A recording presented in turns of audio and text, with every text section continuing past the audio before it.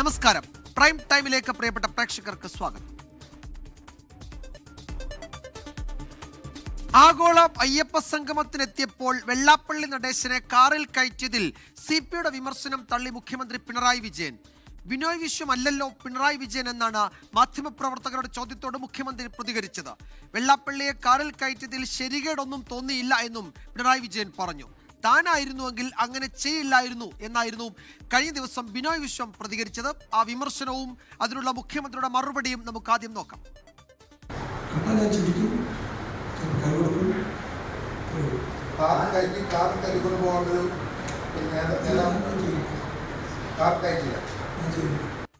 ബിനോയ് വിശ്വം അല്ലല്ലോ പിണറായി വിജയൻ. പിണറായി വിജയൻ സ്വീകരിച്ചത് പിണറായി വിജയന്റെ നിലപാടാണ്. ബിനോയ് വിശ്വത്തിന് അങ്ങനെ ഒരു നിലപാടുണ്ടാവും. അദ്ദേഹം കാറുകയറ്റിലായിരിക്കും. ഞാൻ കാറുകയറ്റിയത് ശരിയാണ്, അത് ശരിയാണ് തന്നെയാണ് ഞാൻ ഇപ്പോഴും കരുതുന്നത്. അതിലൊരു തെറ്റുണ്ടെന്ന് ഞാൻ നേരത്തെ പറഞ്ഞില്ലാലും ആ നിലപാട് തന്നെയാണ് എനിക്കിപ്പോഴും ഉള്ളത്. അതിന്റെ സാഹചര്യം ഞാൻ പറഞ്ഞിട്ടുണ്ട്. അതേസമയം CPI-ക്കെതിരെ വെള്ളാപ്പള്ളി നടേശൻ ഉയർത്തിയ ചതിയൻ ചന്തു പരാമർശം മുഖ്യമന്ത്രി തള്ളി. CPI ചതിക്കുന്ന പാർട്ടിയാണെന്ന അഭിപ്രായമില്ല എന്ന് മുഖ്യമന്ത്രി പറഞ്ഞു. കൂടെ നിന്ന് എല്ലാ സുഖങ്ങളും അനുഭവിച്ചും കൂടെ തിന്ന് കാലട്ടി വിട്ടാൽ ഞാനാണ് ഉത്തരവാദി. ആരായാലും കേൾക്കാം. എല്ലാ സുഖ സൗകര്യങ്ങളും അനുഭവിച്ചിട്ട് കൂടെ നിന്നിട്ട് കൂടെ ചവിട്ടാൻ അവൻ ചതിയും ചന്തുമാരാണ്. CPI എന്ന് പറയുന്നത് ഞങ്ങളുടെ മുന്നണിയിലെ ഏറ്റവും പ്രധാനപ്പെട്ട ഒരു ഘടകകക്ഷിയാണ്. ആ പാർട്ടി LDF-ലെ CPIM-നോടൊപ്പം പ്രവർത്തിക്കുന്ന ഏറ്റവും പ്രധാനപ്പെട്ട ഒരു കക്ഷിയായിട്ട് തന്നെയാണ് നിൽക്കുന്നത്. അതൊരു ഇടതുപക്ഷ രാഷ്ട്രീയ പാർട്ടിയാണ്. നല്ല ഊഷ്മളമായ ബന്ധമാണ് മുന്നണി കാര്യത്തിൽ ആ പാർട്ടിയുമായി ഞങ്ങൾക്കുള്ളത്. ഏതെങ്കിലും തരത്തിലുള്ള ഒരു വഞ്ചനയും ചതിയും കാണിക്കുന്നു എന്ന തോന്നൽ ഞങ്ങൾക്കാർക്കുമില്ല. അതേസമയം 4 വോട്ടിനു വേണ്ടി രാഷ്ട്രീയ ചെറ്റത്തരം കാണിക്കുന്ന പാർട്ടിയല്ല CPM എന്ന പഴയ പ്രസ്താവന മുഖ്യമന്ത്രി ഇന്നത്തെ വാർത്താ സമ്മേളനത്തിൽ ആവർത്തിച്ചു. ഞങ്ങൾക്കിതിൽ തുറന്ന മനസ്സാണ്. കുറച്ച് വോട്ടുകൾക്കും 4 സീറ്റിനും വേണ്ടി ഏതെങ്കിലും വർഗീയ ശക്തികളുമായി കൂട്ടുകൂടുക എന്ന രാഷ്ട്രീയ ചെറ്റത്തരം കാണിക്കാൻ ഞങ്ങളില്ല. ഇത് ഞങ്ങളുടെ തുറന്ന സമീപനമാണ്. വർഗീയ ശക്തികളെ അകറ്റി നിർത്താനാവണം. വർഗീയതയുമായി ബന്ധപ്പെടാതിരിക്കണം. ഏത് വർഗീയതയും നാടിന് ആപത്ത് മാത്രമേ സൃഷ്ടിക്കൂ എന്നത് തിരിച്ചറിയാനാവണം. തിരുവനന്തപുരത്ത് നിന്ന് അലക്സ് റാം മുഹമ്മദ് വിവരങ്ങൾ നൽകും. അലക്സ്, ഈ കഴിഞ്ഞ തദ്ദേശ തെരഞ്ഞെടുപ്പിന് ശേഷം CPI നടത്തിയ പരാമർശങ്ങളിൽ, അവരുടെ വിലയിരുത്തലുകളിൽ ഈ കടുത്ത ന്യൂനപക്ഷ വിരുദ്ധ പ്രസ്താവനകൾ നടത്തിയ വെള്ളാപ്പള്ളി നടേശനെ പിന്തുണച്ചത് തെരഞ്ഞെടുപ്പിൽ ഇടതുമുന്നണിക്ക് തിരിച്ചടിയായി എന്ന് കണ്ടെത്തിയിരുന്നു. അത് ഒരുപക്ഷെ പ്രത്യക്ഷമായും പരോക്ഷമായും CPI നേതാക്കളൊക്കെ പറയുകയും ചെയ്തു. കമ്മിറ്റികളിൽ അത്തരം ചർച്ച നടക്കുകയും ചെയ്തിട്ടുണ്ട്. അതിനിടെയാണ് മുഖ്യമന്ത്രി അദ്ദേഹം ഈ വിഷയത്തിൽ, എന്നാൽ ആ കാതലായ വിഷയത്തിൽ ഇപ്പോഴും വെള്ളാപ്പള്ളി നടേശനെ മുഖ്യമന്ത്രി പിന്തുണയ്ക്കുന്നുണ്ട് എന്ന വാർത്താ സമ്മേളനത്തിൽ വ്യക്തമാണ്. എന്നാൽ ഈ CPI-യോടുള്ള വെള്ളാപ്പള്ളിയുടെ പരാമർശത്തിൽ മാത്രമാണ് ഒരു തിരുത്തൽ മുഖ്യമന്ത്രിയുടെ ഭാഗത്തുനിന്നുണ്ടായത്. തുടക്കത്തിൽ പറഞ്ഞതുപോലെ കാതലായ വിഷയത്തിൽ ഇപ്പോഴും വെള്ളാപ്പള്ളിയെ പിന്തുണയ്ക്കുന്നുണ്ട് മുഖ്യമന്ത്രി എന്ന് വേണം കരുതാൻ. എന്താണ് ഇക്കാര്യത്തിലെ മുഖ്യമന്ത്രിയുടെ പ്രതികരണങ്ങൾ വ്യക്തമാക്കുന്നത്? വീണ്ടും ഒരു നിയമസഭാ തെരഞ്ഞെടുപ്പിലൊക്കെ ഒരുങ്ങുകയാണ് പാർട്ടി. CPM-ഉം അതിന് തയ്യാറെടുപ്പ് തുടങ്ങിയിട്ടുണ്ട്. അപ്പോഴും ഈ വെള്ളാപ്പള്ളി വിഷയത്തിൽ മുഖ്യമന്ത്രി അദ്ദേഹത്തിന്റെ പഴയ നിലപാടിൽ ഉറച്ചു തന്നെ നിൽക്കുകയാണല്ലോ, അല്ലേ? വിജയകുമാർ, തീർച്ചയായും നമുക്കറിയാവുന്നതുപോലെ ഈ തദ്ദേശ തെരഞ്ഞെടുപ്പ് പരാജയത്തിന് ശേഷമാണ് CPI ആഴത്തിൽ ഈ തെരഞ്ഞെടുപ്പ് പരാജയം വിലയിരുത്തിയത്. അതിൽ വെള്ളാപ്പള്ളി നടേശൻ നടത്തുന്ന ന്യൂനപക്ഷ വിരുദ്ധ പ്രസംഗങ്ങൾ, പ്രസ്താവനകൾ അത് തിരിച്ചടിയായിരുന്നു. അതിനെ ന്യായീകരിക്കുന്ന അല്ലെങ്കിൽ അതിന് കുടപിടിക്കുന്ന CPM നേതാക്കളുടെ നിലപാടും അതും വിമർശന വിധേയമായി ചർച്ച ചെയ്യപ്പെട്ടതാണ്. അതുകൊണ്ടൊക്കെ തന്നെയാണ് CPI-ക്കെതിരെ കഴിഞ്ഞ ദിവസം വെള്ളാപ്പള്ളി നടേശൻ CPI ചതിയൻ ചന്തുമാരാണ് എന്ന തരത്തിലുള്ള ഒരു പ്രസ്താവന നടത്തിയത്. ഇന്നിപ്പോൾ മുഖ്യമന്ത്രിയുടെ പ്രതികരണത്തിൽ നിന്ന് മനസ്സിലാകുന്നത്, അതായത് വെള്ളാപ്പള്ളിയെ തള്ളിയും തലോടിയും മുഖ്യമന്ത്രി ഇത് സംസാരിച്ചു എന്നുള്ളതാണ്. അതിൽ CPI-ക്കെതിരെ വെള്ളാപ്പള്ളി നടേശൻ നടത്തിയ പ്രതികരണത്തെ മുഖ്യമന്ത്രി നിരാകരിക്കുന്നത് പൂർണ്ണമായി തള്ളുന്നു. അത്തരത്തിൽ CPI തങ്ങൾക്കൊപ്പം നിൽക്കുന്ന അല്ലെങ്കിൽ LDF-നൊപ്പം നിൽക്കുന്ന പാർട്ടിയാണെന്നുള്ള കാര്യം മുഖ്യമന്ത്രി അടിവരയിടുന്നു. 4 വോട്ടിനും അതുപോലെ കുറച്ച് വോട്ടിനും 4 സീറ്റിനും വേണ്ടി തള്ളിപ്പറയുന്ന അല്ലെങ്കിൽ വർഗീയ ശക്തികളുമായി കൂട്ടുചേരുന്ന പാർട്ടിയല്ല CPI എന്ന് മുഖ്യമന്ത്രി വ്യക്തമാക്കുന്നുണ്ട്. അതിൽ ഈ പറഞ്ഞതുപോലെ മുഖ്യമന്ത്രി CPI-യുടെ ഈ നിലപാട്, വെള്ളാപ്പള്ളിയുടെ നിലപാട് നിരാകരിക്കുകയാണെങ്കിൽ പോലും CPI ഉയർത്തി അല്ലെങ്കിൽ CPI സംസ്ഥാന സെക്രട്ടറി ബിനോയ് വിശ്വം വെള്ളാപ്പള്ളി നടേശനെ മുഖ്യമന്ത്രി കാറിൽ കയറ്റിയത് ആഗോള അയ്യപ്പ സംഘവുമായി ബന്ധപ്പെട്ട് അതിൽ കാറിൽ കയറ്റി വന്നതിനെ വിമർശിച്ചതിൽ അതിൽ മുഖ്യമന്ത്രി ആ നിലപാടിൽ ഉറച്ചു നിൽക്കുകയാണ്. വെള്ളാപ്പള്ളിയെ കാറിൽ കയറ്റിയ താനാണ്, തൻ്റെ നിലപാടാണ്, താൻ ബിനോയ് വിശ്വമല്ല പിണറായി വിജയനാണ് എന്നുള്ളത് അദ്ദേഹം അടിവരയിടുന്നുണ്ട്. അതായത് ഇതിൻ്റെ കാതലായ വിഷയം നേരത്തെ വിജയകുമാർ സൂചിപ്പിച്ചതുപോലെ വെള്ളാപ്പള്ളി നടേശൻ നടത്തുന്ന ന്യൂനപക്ഷ വിരുദ്ധ പ്രതികരണങ്ങളിൽ പ്രതികരിക്കാൻ CPM അല്ലെങ്കിൽ മുഖ്യമന്ത്രിയോ തയ്യാറായിട്ടില്ല. അത് അങ്ങനെ തന്നെ തുടരും. പക്ഷേ മറ്റ് CPIയുമായി ബന്ധപ്പെട്ട വിഷയത്തിൽ മാത്രമാണ് പ്രതികരണം നടത്തിയിരിക്കുന്നത്. അതായത് വെള്ളാപ്പള്ളിയെ ചേർത്ത് തന്നെ നിർത്തുക എന്നുള്ളതാണ് മുഖ്യമന്ത്രി ഉദ്ദേശിക്കുന്നതെന്നതിൽ നിന്ന് വ്യക്തമാണ്. ഒരുപക്ഷെ അത് നിയമസഭാ തെരഞ്ഞെടുപ്പിലേക്ക് പോകുന്നു. ഏതൊക്കെ വിധത്തിലാണ് അത് തിരിച്ചടിയാകും എന്നുള്ളത് അടുത്ത ദിവസങ്ങളിൽ കണ്ടറിയണം. അത് ഏതൊക്കെ വിധത്തിലാണ് അതിന് മുസ്ലിം ലീഗ് പോലുള്ള രാഷ്ട്രീയ പാർട്ടികൾ അത് ആയുധമാക്കുന്നതെന്നും കണ്ടറിയണം. വിജയകുമാർ. യെസ്, അലക്സ് ഷാ മുഹമ്മദാണ് വിവരങ്ങൾ നൽകിയത്. വെള്ളാപ്പള്ളിയുടെ മതനിരപേക്ഷ നിലപാടുകളെയാണ് പാർട്ടി പിന്തുണയ്ക്കുന്നത് എന്ന് CPM സംസ്ഥാന സെക്രട്ടറി കഴിഞ്ഞ ദിവസം പറഞ്ഞിരുന്നു. ഏതായാലും ആ വാഹനത്തിൽ കയറ്റിയത് തെരഞ്ഞെടുപ്പിലെ ഒരു രാഷ്ട്രീയ ചിത്രമായൊക്കെ വലിയ തോതിൽ ചർച്ചയാവുകയും ഒക്കെ ചെയ്തതാണ്. അപ്പോഴും മുഖ്യമന്ത്രി ആ സാഹചര്യം സൂചിപ്പിച്ച് ചൂണ്ടിക്കാട്ടി അതിനെ ന്യായീകരിക്കുകയാണ് ചെയ്തത്. ഇന്നും അതിനെ എതിർത്ത ബിനോയ് വിശ്വത്തിൻ്റെ നിലപാട് ചൂണ്ടിക്കാട്ടിയപ്പോൾ ബിനോയ് വിശ്വമല്ല, ഞാൻ പിണറായി വിജയനാണ് എന്ന് സൂചിപ്പിച്ചുകൊണ്ടാണ്, എന്ന് വിശദീകരിച്ചുകൊണ്ടാണ് മുഖ്യമന്ത്രി അതിന് ഇന്ന് വാർത്താ സമ്മേളനത്തിൽ മറുപടി പറയുകയും ചെയ്തത്. ആ പ്രതികരണവും വലിയ ചർച്ചയാകുന്നുണ്ട്. അലക്സ് ഷാ മുഹമ്മദാണ് വിവരങ്ങൾ നൽകിയത്. ദ്വാരപാലക ശില്പത്തിലും കട്ടിളപ്പാളിയിലും ഒതുങ്ങുന്നില്ല ശബരിമലയിലെ സ്വർണ്ണക്കൊള്ള. ശ്രീകോവിലിന്റെ കട്ടിളയ്ക്ക് മുകളിലെ പ്രഭാമണ്ഡലം പൊതിഞ്ഞ സ്വർണ്ണപ്പാളിയും കൊള്ളയടിച്ചെന്ന് പ്രത്യേക അന്വേഷണ സംഘം കണ്ടെത്തി. കട്ടിളപ്പാളികൾക്ക് മുകളിലെ ശിവരൂപം, വ്യാളീരൂപം എന്നിവയിലെ സ്വർണവും കവർന്നു. കോടതിയിൽ സമർപ്പിച്ച കസ്റ്റഡി അപേക്ഷയിലാണ് SIT വളരെ പ്രധാനപ്പെട്ട ഇക്കാര്യം വ്യക്തമാക്കുന്നത്. ഉണ്ണികൃഷ്ണൻ പോറ്റി, പങ്കജ് ഭണ്ഡാരി, ഗോവർദ്ധൻ എന്നിവർക്ക് വേണ്ടിയുള്ള കസ്റ്റഡി അപേക്ഷയിലാണ് SIT നിർണായക വിവരങ്ങൾ വ്യക്തമാക്കുന്നത്. കട്ടിളപ്പാളി ഒറ്റപ്പാളിയല്ല, 7 പാളികളാണ്. ഇവയാണ് ഇളക്കിയെടുത്ത് അമ്പത്തൂരുള്ള സ്മാർട്ട് ക്രിയേഷൻസിൽ എത്തിച്ചത്.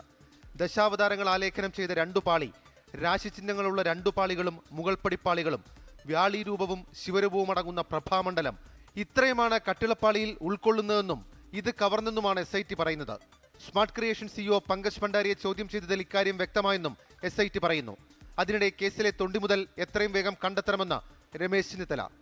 ആളുകളെ അറസ്റ്റ് ചെയ്തുകൊണ്ട് മാത്രമായില്ലല്ലോ, തൊണ്ടി മുതൽ കണ്ടെത്തണ്ടേ? ഈ കാര്യത്തിൽ ശക്തമായ നടപടി ഉണ്ടാകണം. ബഹുമാനപ്പെട്ട ഹൈക്കോടതിയുടെ നിയന്ത്രണത്തിൽ CBI അന്വേഷണം വരണം. പങ്കജ് ഭണ്ഡാരിയും ഗോവർദ്ധനും നൽകിയത് ശബരിമലയിലെ സ്വർണമെന്ന് ഉറപ്പില്ലെന്നാണ് SIT കോടതിയിൽ അറിയിച്ചത്. ഇരുവരും സ്വർണം ഹാജരാക്കി തന്നതാണെന്നും SIT. പങ്കജ് ഭണ്ഡാരി ഹാജരാക്കിയത് 109 ഗ്രാം സ്വർണം, ഗോവർദ്ധൻ ഹാജരാക്കിയത് 474 ഗ്രാം സ്വർണം. ഇരുവരും ഹാജരാക്കിയത് സന്നിധാനത്ത് നിന്ന് കൊണ്ടുപോയ മുഴുവൻ ഉരുപ്പടികളിലെയും സ്വർണം എന്ന പേരിലാണെന്നും കട്ടിളപ്പാളിയിലും ദ്വാരപാലക പാളികളിലും തൂണുകളിലെ പാളികളിലുമായി ഇതിൽ കൂടുതൽ സ്വർണം നഷ്ടമായെന്നും SIT പറയുന്നു. 24 തിരുവനന്തപുരം.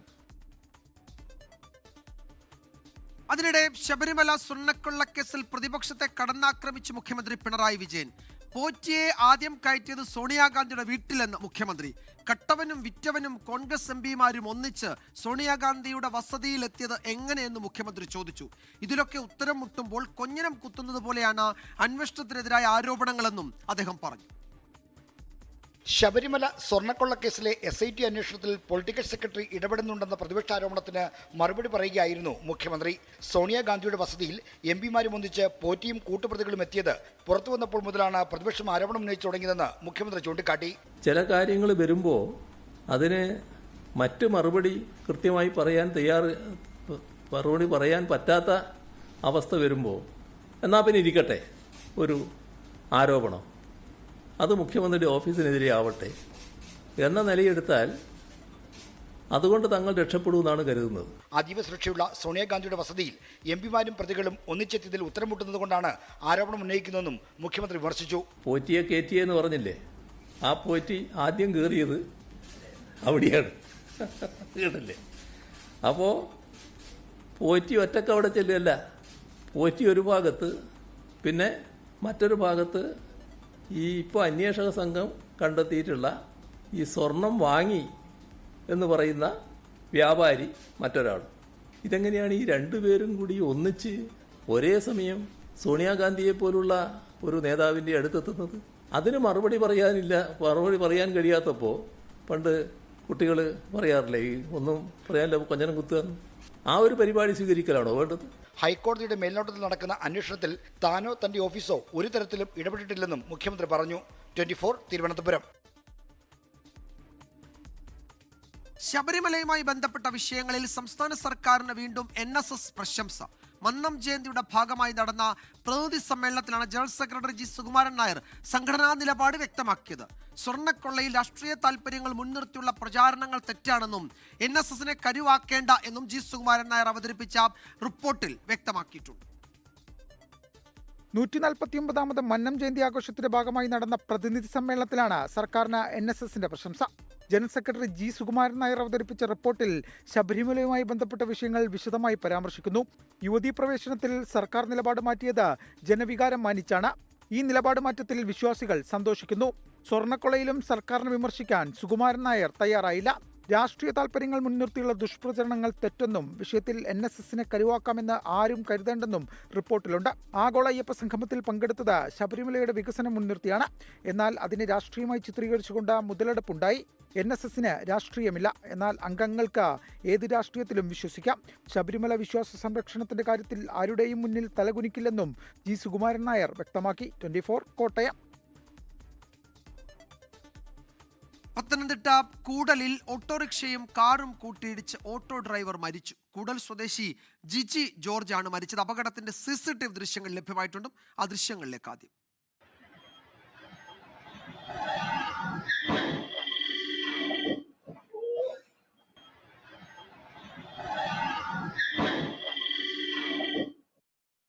ഷിജോ കുര്യൻ വിവരങ്ങൾ നൽകും പത്തനംതിട്ടയിൽ നിന്ന്. ഷിജോ, ആ ദൃശ്യങ്ങളിൽ കാണാം ഒരു വലിയ ഇടിയാണ് ആ ഓട്ടോറിക്ഷയ്ക്ക് മേലെയും ആ കാറിൽ നിന്നുണ്ടായിരിക്കുന്നത്. എന്താണ് സംഭവിച്ചതെന്ന് അതിൽ നിന്ന് വ്യക്തമാവുകയും ചെയ്യുന്നുണ്ട്.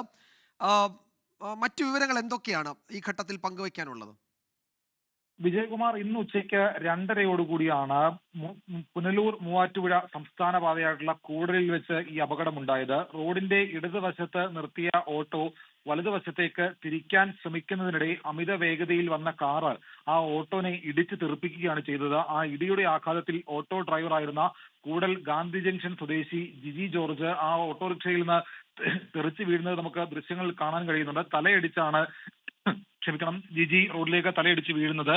ഉടൻ തന്നെ ജിജിയെ പത്തനംതിട്ടയിലെ ഒരു ആശുപത്രിയിൽ പ്രവേശിപ്പിച്ചെങ്കിലും നില ഗുരുതരമായതോടെ കോട്ടയം മെഡിക്കൽ കോളേജിലേക്ക് കൊണ്ടുപോവുകയാണ് ചെയ്തത്. ചികിത്സയിലിരിക്കെ ജിജി വൈകിട്ട് ഏതാണ്ടൊരു 7:30 മരണപ്പെടുകയാണ് ചെയ്തത്. കൂടൽ ഗാന്ധി ജംഗ്ഷൻ സ്വദേശി ജിജി ജോർജ് ആയിരുന്നു ആ ഓട്ടോയിൽ ഉണ്ടായിരുന്നത്. ഓട്ടോ ഇടതുവശത്ത് നിർത്തി വലതുവശത്തേക്ക് തിരിക്കാൻ ശ്രമിക്കുന്നതിനിടെയാണ് ഒരേ ദിശയിൽ വന്ന അമിത വേഗതയിൽ വന്ന കാറ് ആ ഓട്ടോനെ ഇടിച്ചു തെറിപ്പിക്കുന്നത്. വിജയകുമാർ. യെസ്, ഷിജോ കുര്യനാണ് വിവരങ്ങൾ നൽകിയത്. നമുക്ക് ഈ CCTV ഫുട്ടേജിൽ നിന്ന് ഒരു കാര്യം വ്യക്തമാണ്. ആ കാറ് അമിത വേഗത്തിലായിരുന്നു. അമിത വേഗത്തിലെത്തിയ ഓട്ടോയെ ഇടിച്ച് തെറിപ്പിച്ചു എന്ന് വേണമെങ്കിൽ പറയാം. ആ ഇടിയുടെ ആഘാതത്തിലാണ് ആ ഓട്ടോ ഡ്രൈവർക്ക് ദാരുണാന്ത്യം ഉണ്ടായത്. ഓട്ടോ ഡ്രൈവർ ഉച്ചയ്ക്കുണ്ടായ അപകടമാണ്. ജിജി ജോർജ് പത്തനംതിട്ട കൂടൽ സ്വദേശിയാണ് ജിജി ജോർജ്. അദ്ദേഹം പിന്നീട് മരിച്ചു. ഷിജോ കുര്യനാണ് വിവരങ്ങൾ നൽകിയത് പത്തനംതിട്ടയിൽ നിന്ന്. സർക്കാരിന്റെ അവസാന ബജറ്റ് ജനപ്രിയ ബജറ്റ് ആയിരിക്കുമെന്ന് ധനമന്ത്രി KN ബാലഗോപാൽ. കേരളപ്രിയവും ജനങ്ങൾക്ക് ആശ്വാസം നൽകുന്നതുമായ ബജറ്റായിരിക്കും അവതരിപ്പിക്കുക. സാമ്പത്തിക വർഷത്തിന്റെ അവസാന പാദത്തിൽ വായ്പ വെട്ടിയത് കേന്ദ്ര സർക്കാരിന്റെ ഗൂഗ്ലിയാണെന്ന് മന്ത്രി പരിഹസിച്ചു. ശമ്പള പരിഷ്കരണത്തിന്റെ കാര്യത്തിൽ ശുഭകരമായ തീരുമാനം ഉണ്ടാകുമെന്നും KN ബാലഗോപാൽ 24നോട് പറഞ്ഞു. രണ്ടാം പിണറായി സർക്കാരിന്റെ അവസാന ബജറ്റാണ് ഈ മാസം 29-ന് അവതരിപ്പിക്കാൻ പോകുന്നത്. തിരഞ്ഞെടുപ്പിന് തൊട്ടുമുൻപുള്ള ബജറ്റായതിനാൽ ജനപ്രിയ പ്രഖ്യാപനങ്ങളും ആശ്വാസ നടപടികളുമാണ് പ്രതീക്ഷിക്കുന്നത്. കേരളപ്രിയവും കേരളത്തിലെ ജനങ്ങൾക്ക് ആകെ ഗുണമുണ്ടാവുന്ന ബഡ്ജറ്റായിരിക്കും. സർക്കാർ ജീവനക്കാരുടെ ശമ്പള പരിഷ്കരണമാണ് സർക്കാരിന് മുന്നിലുള്ള വെല്ലുവിളി. തിരഞ്ഞെടുപ്പിന് മുമ്പ് പ്രഖ്യാപനം നടത്താൻ സമ്മർദ്ദമുണ്ട്. സാമ്പത്തിക വർഷത്തിന്റെ അവസാന പാദത്തിൽ എടുക്കാവുന്ന വായ്പ പകുതിയായി വെട്ടിക്കുറച്ച കേന്ദ്ര സർക്കാരിന്റെ നടപടി സംസ്ഥാനത്തെ ബുദ്ധിമുട്ടിലാക്കിയിട്ടുണ്ട്. ഇത്രയും വെട്ടിക്കുറച്ചിട്ടും കേരളം എങ്ങനെയാണ് നിൽക്കുന്നതെന്നാണ് അവരുടെ അത്ഭുതം. അതുകൊണ്ടാണ് ഏറ്റവും അവസാനത്തെ ലാസ്റ്റിൽ ഈ ഏറ്റവും ലാസ്റ്റ് ബോള് ബ്രഹ്മാസ്ത്രമോ ഗൂഗിളിയോ ഒക്കെ പറയുമല്ലോ ക്രിക്കറ്റിലാണെങ്കിൽ, അതുപോലെ ലാസ്റ്റ് ഓവറുകളിൽ അങ്ങനെ ചെയ്യാൻ പാടില്ല ഒരു ഗവൺമെന്റ്. കേന്ദ്ര നടപടിക്ക് മുന്നിൽ മുട്ടുമടക്കില്ലെന്നും ക്ഷേമ വികസന പദ്ധതികളുമായി മുന്നോട്ട് പോകുമെന്നാണ് ധനവകുപ്പിന്റെ പ്രഖ്യാപനം. ആർ ശ്രീജിത്ത്, 24 തിരുവനന്തപുരം. തൃശൂരിൽ മറ്റത്തൂർ പഞ്ചായത്തിലെ കൂട്ടക്കൂറുമാട്ടത്തിൽ BJP പിന്തുണയെ എതിർത്ത അംഗത്തെ സ്വാധീനിക്കാൻ ശ്രമിച്ച് കോൺഗ്രസിന്റെ വിമത നേതാവ് അക്ഷയ് സന്തോഷിനെയാണ് വിമത നേതാവ് TM ചന്ദ്രൻ സ്വാധീനിക്കാൻ ശ്രമിച്ചത്. ഇരുവരും തമ്മിലുള്ള ഫോൺ സംഭാഷണത്തിന്റെ ശബ്ദരേഖ 24 ലഭിച്ചു. അതിനിടെ തെറ്റ് ഏറ്റുപറഞ്ഞ് DCCക്ക് അക്ഷയ് നൽകിയ കത്തും പുറത്തു വന്നു. വിവാദമായ മറ്റത്തൂർ കൂട്ടക്കൂറുമാറ്റത്തിൽ KPCC പ്രസിഡന്റ് സണ്ണി ജോസഫ് ഇടപെട്ട് അനുനയ നീക്കം നടക്കുന്നതിനിടെയാണ് വിമത നേതാക്കളെ വെട്ടിലാക്കി ശബ്ദരേഖ വരുന്നത്. BJP ബന്ധത്തെ തള്ളിപ്പറഞ്ഞ പഞ്ചായത്തംഗം അക്ഷയ് സന്തോഷിനെ സ്വാധീനിക്കാൻ TM ചന്ദ്രൻ ശ്രമിക്കുന്നതിന്റെ തെളിവാണ് 24 ലഭിച്ചത്. നമുക്ക് BJPയുടെ സപ്പോർട്ടുണ്ട് കിട്ടിയ എല്ലാ സാധനങ്ങളും രാജിവെച്ചതിന് ശേഷം ഞാൻ വരുള്ളൂ. എനിക്ക് വലിയ നാണക്കേട് ചുമന്നിറക്കാൻ. എനിക്ക് BJP യാതൊരു ബന്ധവും എനിക്ക് താല്പര്യമില്ല.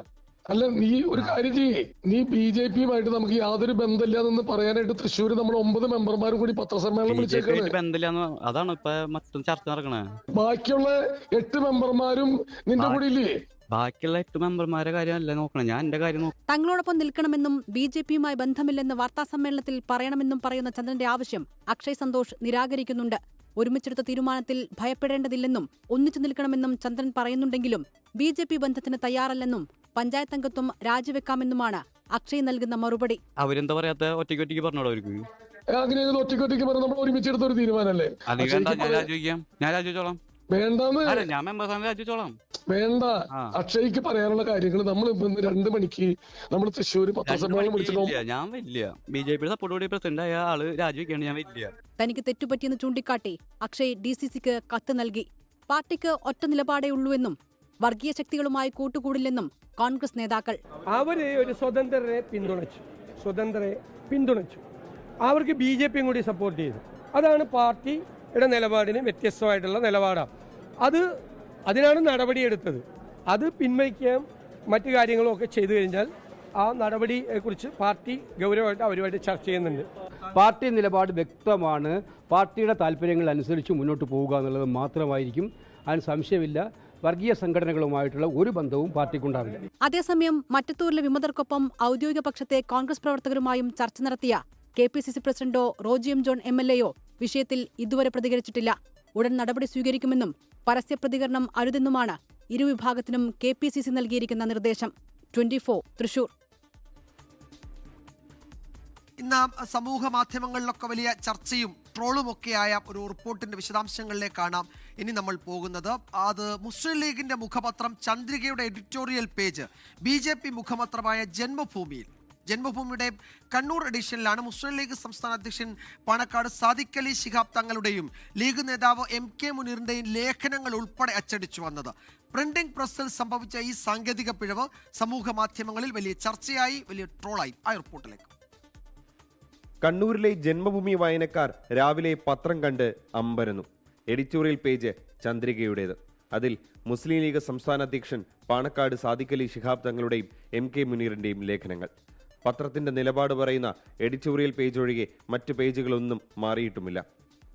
പ്രിന്റിംഗ് പ്രസ്സിൽ വന്ന സാങ്കേതിക പിഴവാണ് പേജ് മാറിയതിന് കാരണമെന്നാണ് വിശദീകരണം. കണ്ണൂരിലെ SRS എന്ന സ്ഥാപനത്തിലാണ് ജന്മഭൂമിയുടെ പ്രിന്റിംഗ് പ്ലേറ്റുകൾ തയ്യാറാക്കുന്നത്. ജന്മഭൂമിയെ കൂടാതെ ചന്ദ്രിക, സുപ്രഭാതം, മാധ്യമം തുടങ്ങിയ പത്രങ്ങളും ഇവിടെ നിന്നാണ് പ്ലേറ്റ് എടുക്കുന്നത്.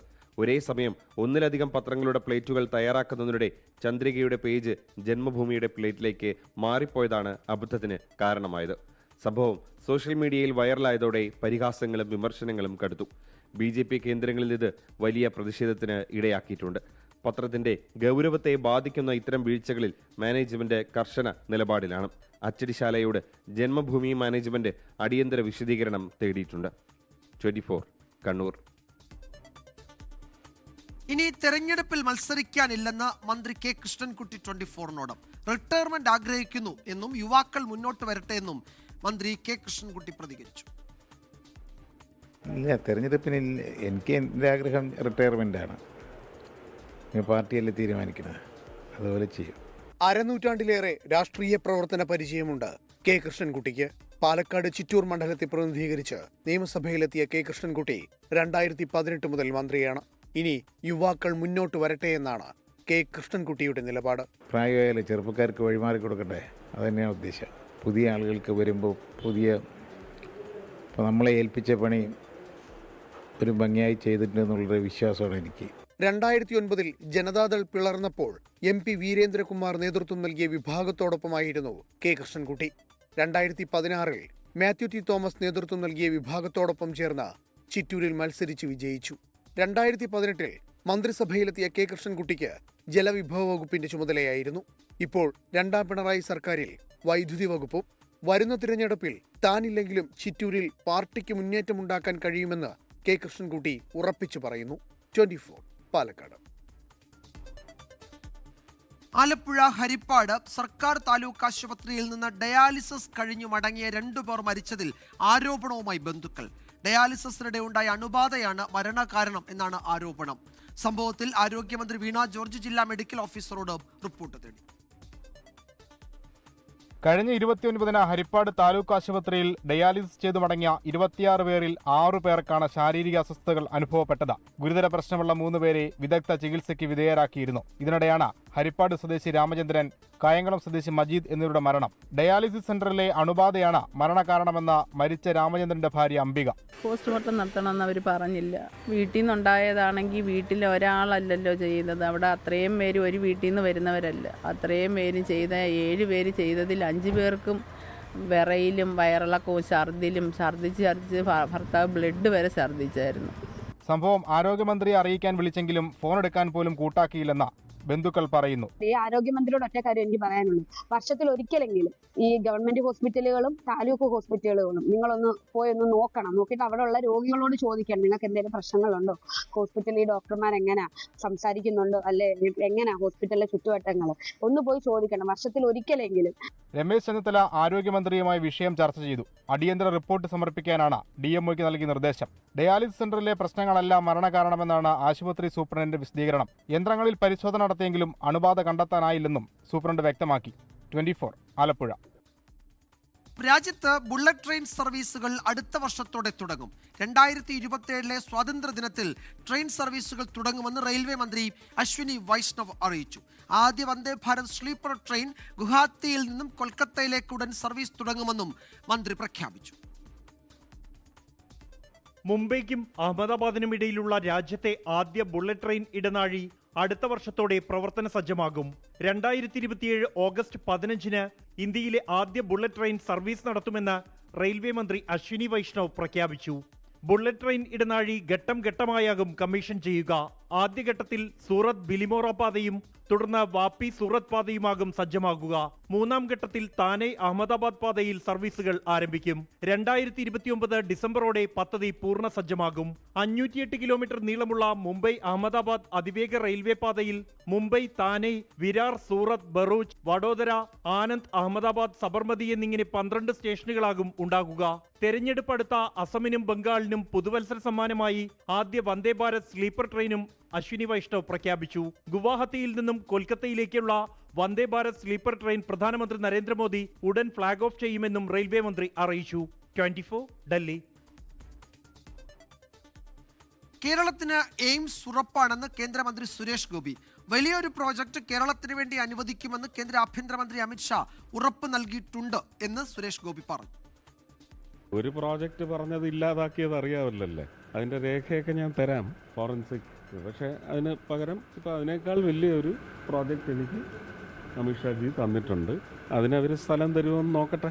കേരളത്തിൽ എയിംസ് വന്നിരിക്കും. കേരളത്തിൽ എയിംസ് വരുമെന്നുള്ളത് അത് അതിൻ്റെ ഒരു എന്താണ് ഓർഗാനിക്കായിട്ട് വരുന്നത് തന്നെയാണ്. പുതുവത്സരാഘോഷത്തിനിടെ സ്വിറ്റ്സർലൻഡിലെ ക്രാൻസ് മൊണ്ടാനയിലെ സ്കീ റിസോർട്ട് ടൗണിലെ ആഡംബര ബാറിലുണ്ടായ സ്ഫോടനത്തിൽ 40 മരണം, 100-ലധികം പേർക്ക് പരിക്കേറ്റു. മരണസംഖ്യ ഉയരാൻ സാധ്യതയുണ്ട് എന്നാണ് റിപ്പോർട്ടുകൾ. അട്ടിമറിയില്ല എന്ന് സ്വിസ് സുരക്ഷാ ഏജൻസികൾ അറിയിച്ചു.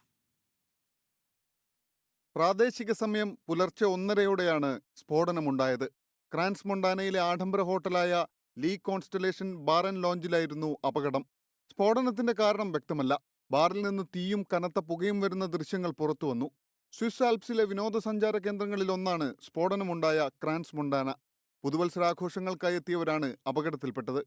കൊല്ലപ്പെട്ടവരിൽ വിദേശികളുമുണ്ടെന്നാണ് വിവരം. ആൽപ്സ് പർവ്വതനിരയിലെ പ്രധാന വിനോദസഞ്ചാര കേന്ദ്രമായ ക്രാൻസ് മൊണ്ടാനയിൽ ആഡംബര റിസോർട്ടുകൾ ഏറെയുണ്ട്. അവധിക്കാലം ആഘോഷിക്കാൻ വിവിധ രാജ്യങ്ങളിൽ നിന്ന് നിരവധി പേരെത്തുന്ന ഇടമാണിത്. സ്വിറ്റ്സർലൻഡിന്റെ തലസ്ഥാനമായ ബേണിൽ നിന്ന് 2 മണിക്കൂർ ഡ്രൈവ് ചെയ്താൽ സ്കീ റിസോർട്ട് ടൗണിലെത്താം. പൊള്ളലേറ്റവരിൽ പലരുടെയും ആരോഗ്യനില അതീവ ഗുരുതരമാണ്. മരണസംഖ്യ ഇനിയും ഉയരാൻ സാധ്യതയുണ്ടെന്ന് അധികൃതർ അറിയിച്ചു. International desk 24. കോഴിക്കോട് തൊണ്ടയാട് ബൈക്കിൽ യുവാവിന്റെ അപകടയാത്ര. നമ്പർ പ്ലേറ്റ് ഇല്ലാത്ത ബൈക്കിലായിരുന്നു ഈ അപകടയാത്ര. ദൃശ്യങ്ങൾ ലഭ്യമായിട്ടുണ്ട്.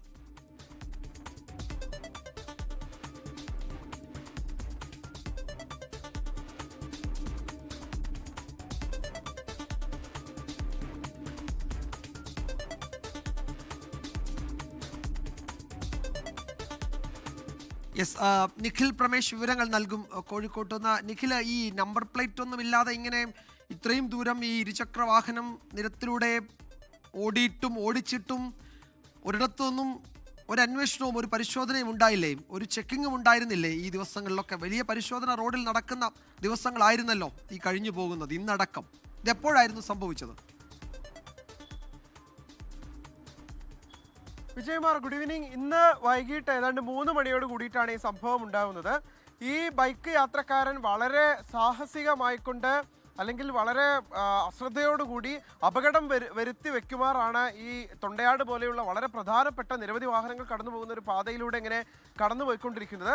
അയാൾ വളരെ വേഗത്തിലാണ് പോകുന്നത് എന്നുള്ളതിനേക്കാൾ അപ്പുറത്ത് അത് മറ്റ് വാഹന യാത്രക്കാർക്ക് എത്രത്തോളം ബുദ്ധിമുട്ടുണ്ടാക്കുന്നു, ആശങ്കയുണ്ടാക്കുന്നു എന്നുള്ളതാണ് ഏറ്റവും പ്രധാനപ്പെട്ട കാര്യം. ഈ ദൃശ്യങ്ങൾ പകർത്തി നമുക്ക് അയച്ചു തന്നത് തന്നെ ഇയാൾക്ക് തൊട്ടുപുറകിൽ യാത്ര ചെയ്തിരുന്ന മറ്റൊരു യാത്രക്കാരനാണ്. അദ്ദേഹത്തിൻ്റെ വാഹനത്തെ പോലും അപകടത്തിൽപ്പെടുത്താൻ തക്കവണ്ണമുള്ള രീതിയിലേക്ക് കടത്തിവിട്ടുകൊണ്ടാണ് ഈ ബൈക്ക് കടന്നു പോകുന്നത്. അവർക്ക് തന്നെ അറിയാം കാണിക്കുന്നത് നിയമലംഘനമാണ് എന്നുള്ളതുകൊണ്ട്. അതുകൊണ്ട് തന്നെ ഈ നമ്പർ പ്ലേറ്റ് അടക്കം ഊരി മാറ്റിയാണ് ഇവരുടെ യാത്ര. ഒരു യുവാവും യുവതിയുമാണ് ആ ബൈക്കിൽ ഉണ്ടായിരുന്നത്. പഴയ ഒരു വീഡിയോ ഗെയിമിനെയൊക്കെ അനുസ്മരിപ്പിക്കും വിധത്തിൽ എതിരെയുള്ള ഏതെങ്കിലും ബൈക്ക് സൈഡ് നൽകാതെ പോവുകയാണെങ്കിൽ അതിനെയൊക്കെ ചവിട്ടി മാറ്റിക്കൊണ്ടൊക്കെയാണ് കടന്നു പോകുന്നത്. അങ്ങനെ വളരെ അപകടകരമായ തരത്തിലാണ് ഈ ബൈക്ക് കടന്നു പോകുന്നത്. എന്തായാലും ഏതെങ്കിലും മോട്ടോർ വാഹന വകുപ്പ് അധികൃതർ ഈ ബൈക്കിനെയും അതോടൊപ്പം തന്നെ യാത്രികനെയും പിടികൂടിയതായിട്ടുള്ള വിവരം നിലവിൽ നമുക്ക് ലഭ്യമല്ല. എന്തായാലും മോട്ടോർ വാഹന വകുപ്പ് അധികൃതർക്ക് മുന്നിലേക്ക് നമ്മൾ ഈ ദൃശ്യങ്ങൾ വെക്കുകയാണ്. അദ്ദേഹത്തെ കണ്ടെത്താൻ കഴിയുകയാണെങ്കിൽ ക്യാമറയൊക്കെ ഉള്ള കാലമാണ്, അപ്പോൾ സ്വാഭാവികമായിട്ട് കണ്ടെത്താൻ വലിയ പ്രയാസം ഉണ്ടാകില്ല. എന്തായാലും ഇത്തരക്കാർ നിരത്തിലിറങ്ങാൻ പാടില്ല. കാരണം ഒരുപാടധികം ആളുകളുടെ ജീവന് കൂടിയാണ് ഇത്തരത്തിലുള്ള ആളുകൾ കാരണം അത് വലിയ പ്രതിസന്ധി സൃഷ്ടിക്കുക. വിജയകുമാർ. ശരി നിഖിൽ സൂചിപ്പിച്ചതുപോലെ ആ യാത്രക്കാരന്, ആ ഇരുചക്ര വാഹന യാത്രക്കാരന് പിന്നാലെ വന്ന വാഹനത്തിലുള്ളവർ ആണ് ഈ ദൃശ്യങ്ങൾ നമുക്ക് ശേഖരിച്ച് നൽകിയത്. മോട്ടോർ വാഹന വകുപ്പ് ഇതിൽ തുടർ നടപടികൾ സ്വീകരിക്കും എന്ന് കരുതാം. തിരുവനന്തപുരം വർക്കലയിൽ 19-കാരി ശ്രീകുട്ടിയെ മദ്യപൻ ട്രെയിനിൽ നിന്ന് തള്ളിയിട്ട സംഭവത്തിൽ കുറ്റപത്രം നൽകി റെയിൽവേ പോലീസ്. പനച്ചിമൂട് സ്വദേശി സുരേഷ് കുമാറാണ് പ്രതി. സംഭവം നടന്ന് 60 ദിവസം തികയും മുൻപാണ് കുറ്റപത്രം നൽകിയത്. കഴിഞ്ഞ നവംബർ 2-നാണ് പാലോട് സ്വദേശിനിയായ ശ്രീകുട്ടിയെ പനച്ചിമൂട് സ്വദേശി സുരേഷ് കുമാർ ട്രെയിനിൽ നിന്ന് ചവിട്ടി താഴെയിട്ടത്. സംഭവം നടന്ന 60 ദിവസത്തിന് മുന്നേ പോലീസ് കുറ്റപത്രം സമർപ്പിച്ചു. തിരുവനന്തപുരം CJM കോടതിയിലാണ് റെയിൽവേ പോലീസ് കുറ്റപത്രം സമർപ്പിച്ചത്. കേസിൽ സുരേഷ് കുമാർ മാത്രമാണ് പ്രതി. ഇയാൾക്കെതിരെ വധശ്രമവും റെയിൽവേ പോലീസ് ആക്ട് പ്രകാരമുള്ള വകുപ്പുകളും ചുമത്തി. ട്രെയിനിൽ വെച്ച ശ്രീകുട്ടി പുകവലി ചോദ്യം ചെയ്തതിനുള്ള വൈരാഗ്യം കാരണമാണ് സുരേഷ് ആക്രമണം നടത്തിയത് എന്നാണ് കുറ്റപത്രത്തിൽ പറയുന്നത്. കേസിൽ 80ഓളം സാക്ഷികളുണ്ട്. കുറ്റപത്രത്തിനൊപ്പം കേസിൽ സ്പെഷ്യൽ പ്രോസിക്യൂട്ടറെ നിയമിക്കണമെന്ന അപേക്ഷയും പോലീസ് കോടതിയിൽ സമർപ്പിച്ചു. അപകടത്തിൽ ഗുരുതരമായി പരിക്കേറ്റ ശ്രീകുട്ടി തിരുവനന്തപുരം മെഡിക്കൽ കോളേജിൽ ചികിത്സയിലായിരുന്നു. കഴിഞ്ഞയാഴ്ച വിദഗ്ധ ചികിത്സയ്ക്കായി കൊച്ചിയിലെ അമൃത ഹോസ്പിറ്റലിലേക്ക് മാറ്റി. 24 തിരുവനന്തപുരം. കോട്ടയം ചങ്ങനാശ്ശേരിയിൽ ട്രെയിനിൽ യാത്രക്കാരന്റെ ആക്രമണത്തിൽ പോലീസ് ഉദ്യോഗസ്ഥന് പരിക്കേറ്റു. പത്തനംതിട്ട കൊടുമൺ സ്വദേശി അനിൽകുമാറാണ് കത്തി വീശിയത്. ടിക്കറ്റ് എടുക്കാത്തത് ചോദ്യം ചെയ്തതിനായിരുന്നു ഈ ആക്രമണം. മലബാർ എക്സ്പ്രസിൽ ഇന്നലെ രാത്രിയോടെയായിരുന്നു സംഭവം. ചങ്ങനാശ്ശേരിയിലെത്തിയപ്പോൾ TT ടിക്കറ്റ് ചോദിച്ചു. എന്നാൽ ടിക്കറ്റ് എടുക്കാതെ യാത്ര ചെയ്ത അനിൽകുമാർ TTയുമായി തർക്കത്തിലേർപ്പെട്ടു. ഇതേ തുടർന്നാണ് TT പോലീസിന്റെ സഹായം തേടിയത്. ട്രെയിനിലുണ്ടായിരുന്ന സനൽകുമാർ എന്ന ഉദ്യോഗസ്ഥൻ അവിടേക്കെത്തി. ഇതോടെ ഒരു പ്രകോപനവുമില്ലാതെ പ്രതി അനിൽകുമാർ കത്തിയെടുത്ത് ആക്രമിക്കുകയായിരുന്നു. ആള് ടിക്കറ്റ് മതിയായ രേഖകളും മറ്റും കാര്യങ്ങളൊന്നും ഇല്ലായിരുന്നു. അപ്പം ആളോട് ജസ്റ്റ് ട്രെയിനിൽ നിന്നും ഇറങ്ങണം എന്ന് പറഞ്ഞ് മാത്രമേ ഉള്ളൂ. പെട്ടെന്ന് തന്നെ ആളുടെ അരയിലുണ്ടായിരുന്ന കത്തിയെടുത്ത് കുത്തുകയാണ് ഉണ്ടായത്. കോട്ടയത്തെ GRP സംഘമാണ് പ്രതിയെ പിടികൂടിയത്. ഇയാൾ മദ്യലഹരിയിലായിരുന്നുവെന്നും പോലീസ് കണ്ടെത്തിയിട്ടുണ്ട്. S5 കോച്ചിൽ വെച്ച് കൊടുമൺ സ്വദേശി ഒരു അനിൽകുമാർ എന്ന് പറയുന്ന ആള് മദ്യപിച്ച് TT ആയിട്ട് വാക്കുകളിൽ ഏർപ്പെടുകയും TT നമ്മുടെ പോലീസുകാരൻ ട്രെയിനർ ഉണ്ടായിരുന്നു, അദ്ദേഹത്തെ വിവരം അറിയിച്ചു. പുള്ളി S1 കോച്ച് വന്ന് അറ്റൻഡ് ചെയ്തു. അയാളുടെ അരയിലിരുന്ന കത്തിയെടുത്ത് നമ്മുടെ പോലീസുകാരൻ ഇടത്തെ സൈഡിൽ കുത്തി. അത് കഴിഞ്ഞ് ഇയാൾ വീണ്ടും കത്തിയെടുത്ത് കുത്താനായിട്ട് ഈ പോലീസുകാരൻ്റെ പുറകെ നടന്ന് പുള്ളി അടുത്ത കമ്പാർട്ട്മെന്റിലേക്ക് മാറി. കൊടുമൺ സ്വദേശിയായ അനിൽകുമാർ സെക്യൂരിറ്റി ജോലിക്കാരനാണ്. മുൻപ് കൊലപാതക കേസിലടക്കം പ്രതിയായിരുന്നുവെന്നും പോലീസ് അറിയിച്ചു. 24 കോട്ടയം. തനിക്കും ഒപ്പമുണ്ടായിരുന്നവർക്കും വധഭീഷണി ഉണ്ടായിരുന്നുവെന്ന് മഹാരാഷ്ട്രയിൽ മതപരിവർത്തനം ആരോപിച്ച് അറസ്റ്റിലായ മലയാളി വൈദികൻ ഫാദർ സുധീർ ജോൺ വില്യംസ്. നിർബന്ധിത മതപരിവർത്തനം നടത്തിയിട്ടില്ല. പിറന്നാൾ ആഘോഷത്തിൽ പങ്കെടുക്കാനാണ് അമരാവതിയിൽ എത്തിയതെന്നും ഫാദർ സുധീറും ഭാര്യ ജാസ്മിൻ വില്യംസും 24നോട് പ്രതികരിച്ചു. അമരാവതിയിലെ വുരുഡ് കോടതിയിൽ നിന്നും ജാമ്യം കിട്ടിയ ശേഷം നാഗ്പൂരിനടുത്തുള്ള കൊണ്ടാലിയിലെ ചെറുവീട്ടിലാണ് ഫാദർ സുധീറും ഭാര്യയും പുതുവത്സര രാത്രിയിൽ തങ്ങിയത്. രാവിലെ ചില നാട്ടുകാരും വീട്ടിലേക്കെത്തി. തുടർച്ചയായ ഭീഷണി തനിക്കുണ്ടെന്ന് പറയുകയാണ് ഫാദർ സുധീർ. ഭീഷണികൾ ഉണ്ടായിട്ടുണ്ട്. വധഭീഷണിയാണ് കൂടുതലുണ്ടായിട്ടുള്ളത്. അല്ലാതെ വധഭീഷണി എന്ന് പറയുമ്പോൾ ഒരു വടിയെടുത്ത് പുറകിൽ നിന്ന് ഓടുന്ന സന്ദർഭങ്ങൾ പോലും ഒക്കെ ഉണ്ടായിട്ടുണ്ട് പല സന്ദർഭങ്ങളിലും. സംഭവം നടന്ന വീട്ടിൽ മതപരിവർത്തനത്തിന് പണവും ജോലിയും വാഗ്ദാനം ചെയ്തെന്നാണ് FIR. ഒരാൾ നൽകിയ മൊഴി മാത്രമാണ് ഇക്കാര്യത്തിലുള്ളത്. ആരെങ്കിലും പണം കൊടുത്തെന്ന് പറഞ്ഞിട്ട് മതത്തിലോട് മാറും. ഇപ്പം ഈ കേൾക്കുന്ന ആരുടെടുത്താണെങ്കിലും നിങ്ങൾക്ക് പൈസ തരാമെന്ന് പറഞ്ഞാൽ നിങ്ങൾ മാറി വരുമോ? അപ്പോൾ എൻ്റെ അടുത്ത് പോലീസിൻ്റെ അടുത്ത് രഹസ്യമായിട്ട് ചോദിച്ചൊരു കാര്യം അങ്ങനെയാണ്. നിങ്ങൾക്ക് ഒരാളിന് മതപരിവർത്തനം നടത്തി എത്ര രൂപ കിട്ടുമെന്നൊക്കെ ചോദിച്ചു. ഭാര്യ ജാസ്മിനും നടന്ന സംഭവങ്ങളിലെ ദുഃഖം പങ്കുവച്ചു. ഇറങ്ങിയപ്പോൾ ഒരു സങ്കടം തോന്നി. ഒരു തെറ്റും ചെയ്യാതെ പോലീസ് സ്റ്റേഷൻ കയറേണ്ടി വന്നല്ലോ എന്ന ഒരു ടെൻഷൻ തോന്നി. സമീപകാലത്ത് നടന്ന സമാനമായ അക്രമ സംഭവങ്ങളുടെ ഒരു തുടർച്ച തന്നെയാണ് നാഗ്പൂരിലും സംഭവിച്ചത്. തൽക്കാലം ജാമ്യം കിട്ടിയെങ്കിലും ദീർഘനാളത്തെ ഒരു നിയമ പോരാട്ടവും ഒപ്പം അരക്ഷിതമായ ഒരു സാഹചര്യത്തെയും വൈദികൻ നേരിടേണ്ടതുണ്ട്. അമരാവതിയിൽ നിന്നും വരുൺ വടശ്ശേരിക്കരയ്ക്കൊപ്പം ശ്രീനാഥ് ചന്ദ്രൻ, 24. ഹരിയാനയിലെ ഫരീദാബാദിൽ വാഹനത്തിനുള്ളിൽ യുവതി നേരിട്ട കൊടും ക്രൂരതയുടെ കൂടുതൽ വിവരങ്ങൾ പുറത്ത്. ബലാത്സംഗത്തിന് ശേഷം വൻ അമിത വേഗത്തിൽ പായുമ്പോഴാണ് യുവതി അക്രമികൾ പുറത്തേക്ക് വലിച്ചെറിഞ്ഞത്. കുറ്റകൃത്യത്തിന് ഉപയോഗിച്ച വാൻ പോലീസ് പിടിച്ചെടുത്തു. വാഹനം കാത്തുനിന്ന യുവതിക്ക് ലിഫ്റ്റ് വാഗ്ദാനം ചെയ്താണ് പ്രതികൾ വാനിൽ കയറ്റി ബലാത്സംഗം ചെയ്തത്. 90 കിലോമീറ്റർ വേഗത്തിലായിരുന്ന വാനിൽ നിന്നാണ് കുറ്റകൃത്യത്തിന് ശേഷം പ്രതികൾ യുവതിയെ റോഡിലേക്ക് വലിച്ചെറിഞ്ഞത്. ഗുരുതരമായി പരിക്കേറ്റ യുവതി ആശുപത്രിയിൽ ചികിത്സയിൽ തുടരുകയാണ്. മുഖത്തും തലയ്ക്കും ഗുരുതരമായി പരിക്കേറ്റിരുന്നു. തോളിനും കണ്ണിനും പരിക്കുണ്ട്. പ്രതികൾ കുറ്റകൃത്യത്തിന് ഉപയോഗിച്ച വാൻ പോലീസ് പിടികൂടി. വാനിന്റെ CCTV ദൃശ്യങ്ങൾ പോലീസ് ശേഖരിച്ചു. കേസിൽ അറസ്റ്റിലായ 2 പ്രതികളും ഉത്തർപ്രദേശ് സ്വദേശികളെന്നാണ് വിവരം. ചികിത്സയിൽ കഴിയുന്ന യുവതിയുടെ ആരോഗ്യനില മെച്ചപ്പെട്ടാൽ മൊഴി രേഖപ്പെടുത്തും. പ്രതികളുടെ തിരിച്ചറിയൽ പരേഡ് നടത്തും. അതിനിടെ സംഭവത്തിൽ ഹരിയാന സർക്കാരിനെതിരെ കോൺഗ്രസ് രംഗത്തെത്തി. BJP ഭരിക്കുന്ന ഹരിയാനയിലെ ക്രമസമാധാന നിലയുടെ പരാജയത്തെയാണ് കുറ്റകൃത്യം സൂചിപ്പിക്കുന്നതെന്ന് കോൺഗ്രസ് വിമർശിച്ചു. യുവതിക്ക് നേരെയുണ്ടായ അതിക്രമം അങ്ങേയറ്റം അപലപനീയവും ലജ്ജാകരവുമാണെന്ന് ഹരിയാന മുൻ മുഖ്യമന്ത്രിയും പ്രതിപക്ഷ നേതാവുമായ ഭൂപീന്ദർ സിംഗ് ഹൂഡ പറഞ്ഞു. 24 ഡൽഹി. മധ്യപ്രദേശിലെ ഇൻഡോറിൽ മലിനജലം കുടിച്ച് 6 മാസം പ്രായമായ കുഞ്ഞുൾപ്പെടെ 8 പേർ മരിച്ച സംഭവത്തിൽ കർശന നടപടിയുമായി സർക്കാർ. ഇൻഡോർ മുനിസിപ്പൽ കോർപ്പറേഷനിലെ ഉദ്യോഗസ്ഥനെ ജോലിയിൽ നിന്ന് പിരിച്ചുവിട്ടു. മരിച്ചവരുടെ കുടുംബത്തിന് സർക്കാർ 2 ലക്ഷം രൂപ സഹായധനം പ്രഖ്യാപിച്ചു. മുനിസിപ്പൽ വിതരണ ലൈനിൽ നിന്നുള്ള വെള്ളം കുടിച്ചതിനെ തുടർന്നാണ് ഇൻഡോറിലെ ഭഗീരഥ്പുര പ്രദേശത്ത് നിന്ന് കഴിഞ്ഞ ഒരാഴ്ചക്കിടെ 100-ലധികം ആളുകളെ ആശുപത്രിയിൽ പ്രവേശിപ്പിച്ചത്. നില ഗുരുതരമായതോടെ 8 പേർ മരണത്തിന് കീഴടങ്ങി. മരിച്ചവരിൽ 6 മാസം പ്രായമായ കുഞ്ഞും. വിഷയത്തിൽ വിശദ അന്വേഷണത്തിന് ഉത്തരവിട്ട മധ്യപ്രദേശ് സർക്കാർ 3 പേർക്കെതിരെയാണ് നിലവിൽ നടപടി സ്വീകരിച്ചിരിക്കുന്നത്. 2 മുനിസിപ്പൽ ഉദ്യോഗസ്ഥരെ സസ്പെൻഡ് ചെയ്തു. ഒരാളെ ജോലിയിൽ നിന്ന് പിരിച്ചുവിട്ടു. മരിച്ചവരുടെ കുടുംബത്തിന് സർക്കാർ 2 ലക്ഷം രൂപ നഷ്ടപരിഹാരം നൽകും. इसमें दूषित पानी पीने से जो इतने संख्या में बड़ी संख्या में बीमार हुए हैं लोग और 4 लोग की इसमें दुखद मृत्यु हुई है. माननीय मुख्यमंत्री जी के निर्देश पर इसमें जो यहाँ के वाटर सप्लाई के AE और यहाँ के ZO इनको सस्पेंड किया गया है और जो उपयंत्री हैं उनकी सेवा समाप्त की गई है. വിഷയം ഗുരുതരമാണെന്നും അധികൃതർ രാജിവെക്കണമെന്നും കോൺഗ്രസ്. जिन मौत हुई उनको 1-1 करोड़ का मुआवजा मिले. मुख्यमंत्री पनिशमेंट दे, उन लोगों को FIR दर्ज करे जिनके कारण ये घटना घटी और मंत्री का इस्तीफा लें. गालीबाज जो गाली देते हैं. 22,500 രക്തസാമ്പിളുകളാണ് പരിശോധിച്ചത്. പ്രദേശത്ത് ജലസാമ്പിളുകൾ ശേഖരിച്ചുള്ള പരിശോധനകൾ തുടരുകയാണ്. 24 ഡൽഹി. ഹിമാചൽ പ്രദേശിലെ സോളൻ ജില്ലയിലെ നലഗഡ് പോലീസ് സ്റ്റേഷന് സമീപം സ്ഫോടനം. സമീപത്തെ കെട്ടിടങ്ങൾക്ക് കേടുപാടുകൾ സംഭവിക്കുകയും പോലീസ് സ്റ്റേഷന്റെ ജനൽ ചില്ലുകൾ തകരുകയും ചെയ്തു. പരുക്കോ ആളപായമോ റിപ്പോർട്ട് ചെയ്തിട്ടില്ല. സ്ഫോടനത്തിന്റെ കാരണം കണ്ടെത്താൻ കഴിഞ്ഞില്ല. ഫോറൻസിക് വിദഗ്ധർ സ്ഥലത്തെത്തി സാമ്പിളുകൾ ശേഖരിച്ചു.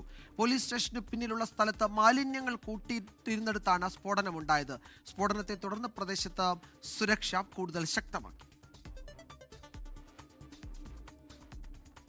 പത്തനംതിട്ടയിൽ പുതുവത്സരാഘോഷത്തിനിടെ DJ ആർട്ടിസ്റ്റിന്റെ ലാപ്ടോപ്പ് പോലീസ് ചവിട്ടിത്തെറിപ്പിച്ചു. അഭിരാം സുന്ദർ എന്ന യൂട്യൂബറിന്റെ ലാപ്ടോപ്പാണ് പത്തനംതിട്ട പോലീസ് സ്റ്റേഷനിലെ ഉദ്യോഗസ്ഥൻ ചവിട്ടിത്തെറിപ്പിച്ചത്. അതിക്രമത്തിന്റെ ദൃശ്യങ്ങൾ പുറത്തു വന്നു. ആ ദൃശ്യങ്ങളിലേക്ക് ആദ്യം.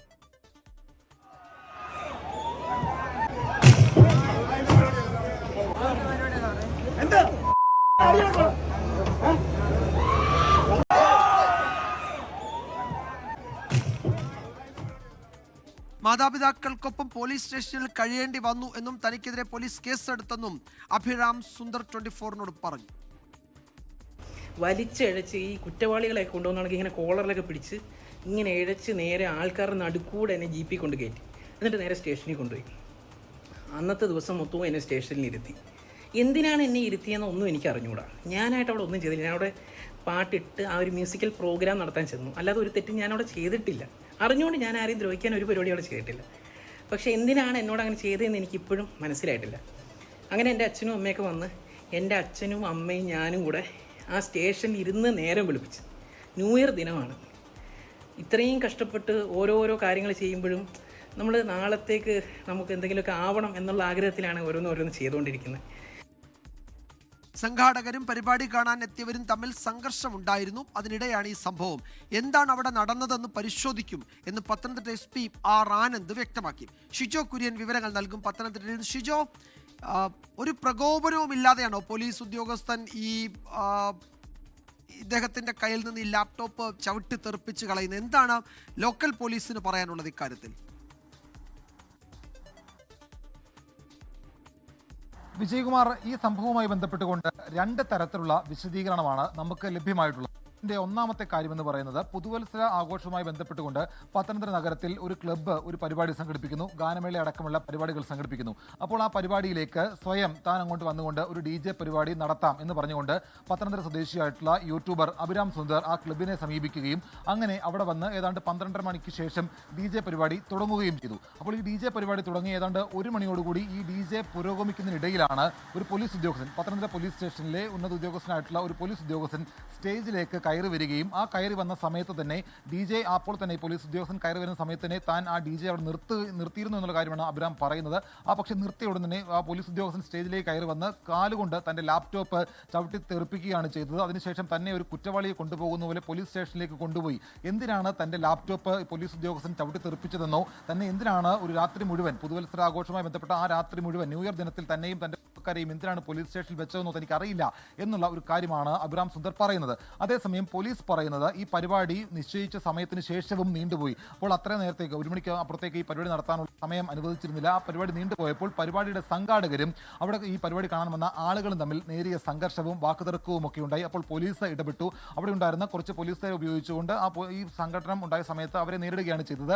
അതിനിടയിലാണ് ഈ പോലീസ് ഉദ്യോഗസ്ഥൻ ലാപ്ടോപ്പ് തട്ടിത്തെറിപ്പിച്ചത്. അതെന്തുകൊണ്ട് സംഭവിച്ചു എന്നുള്ള കാര്യം അറിയില്ല എന്നുള്ള കാര്യമാണ് പത്തനംതിട്ട SP R ആനന്ദ് പറയുന്നത്. അതുമായി ബന്ധപ്പെട്ടുകൊണ്ടുള്ള ഉണ്ടായിട്ടുള്ള കാര്യങ്ങൾ പരിശോധിക്കും എന്നുള്ള കാര്യങ്ങൾ കൂടി പറഞ്ഞിട്ടുണ്ട്. പോലീസ് ഉദ്യോഗസ്ഥൻ ഏത് സാഹചര്യത്തിലാണ് ലാപ്ടോപ്പ് കാലുകൊണ്ട് ചവിട്ടി തെറിപ്പിച്ചത്, ഈ കാര്യങ്ങൾ പരിശോധിക്കും എന്നുള്ള കാര്യം പത്തനംതിട്ട SP R ആനന്ദ് അറിയിച്ചിട്ടുണ്ട്. എന്തായാലും സംഘാടകരും പരിപാടി കാണാൻ വന്ന ആളുകളും തമ്മിൽ സംഘർഷമുണ്ടായപ്പോൾ പോലീസ് ഇടപെടുകയാണ് ചെയ്തത് എന്നുള്ളൊരു വിശദീകരണമാണ് SP നൽകുന്നത്. അതേസമയം എന്തിന് ഈ ലാപ്ടോപ്പ് ഈ പോലീസ് ഉദ്യോഗസ്ഥൻ ചവിട്ടി തെറിപ്പിച്ചു എന്നറിയില്ല, അത് പരിശോധിക്കാം എന്നുള്ള കാര്യങ്ങൾ പറയുന്നുണ്ട്. എന്തായാലും പുതുവത്സരാഘോഷവുമായി ബന്ധപ്പെട്ടുകൊണ്ട് ജില്ലയിലെ നഗരത്തിൽ തന്നെ സംഘടിപ്പിച്ച പരിപാടിയിൽ ഏതാണ്ട് 100 കണക്കിന് ആളുകൾ കാണാൻ വന്നിരുന്നു. 12 മണിക്ക് ശേഷം, അതായത് ഈ പരിപാടി ഒരു ക്ലബ്ബാണ് നടത്തിയത്.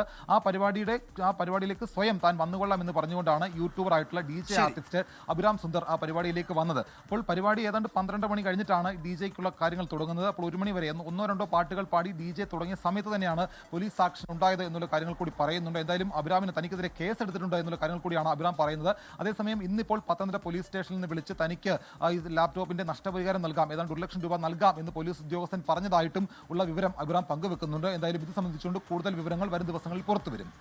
വിജയകുമാർ, എന്താണ് അവിടെ നടന്നതെന്ന് പരിശോധിക്കുമെന്ന് പത്തനംതിട്ട SP R ആനന്ദ് വ്യക്തമാക്കുന്നുണ്ട്. പോലീസ് ഒരു ഒത്തുതീർപ്പിന് തയ്യാറാകുന്നുണ്ടോ എന്ന സംശയവുമുണ്ട്. നഷ്ടപരിഹാരം നൽകാമെന്ന് പത്തനംതിട്ട പോലീസ് സ്റ്റേഷനിൽ നിന്നൊരു ഉദ്യോഗസ്ഥൻ വിളിച്ച് അറിയിച്ചു എന്നും വിവരമുണ്ട്. അപ്പോൾ അതിൽ എന്താണ്, ഈ അഭിരാം സുന്ദറിനെതിരെ കേസെടുക്കുകയും ചെയ്തിട്ടുണ്ട്.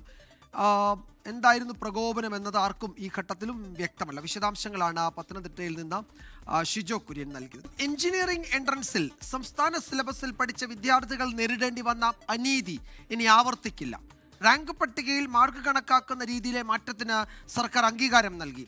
പ്രോസ്പെക്ടസിൽ പുതിയ രീതി വ്യക്തമാക്കും. വിദഗ്ധ സമിതി റിപ്പോർട്ട് അംഗീകരിച്ച ഉത്തരവ് 24 ലഭിച്ചു. എന്തൊക്കെയാണ് ഇനി കീമിൽ ഉണ്ടാകുന്ന മാറ്റം നോക്കാം. ഉമേഷ് ബാലകൃഷ്ണൻ തയ്യാറാക്കിയ ഒരു എക്സ്പ്ലെയിനർ.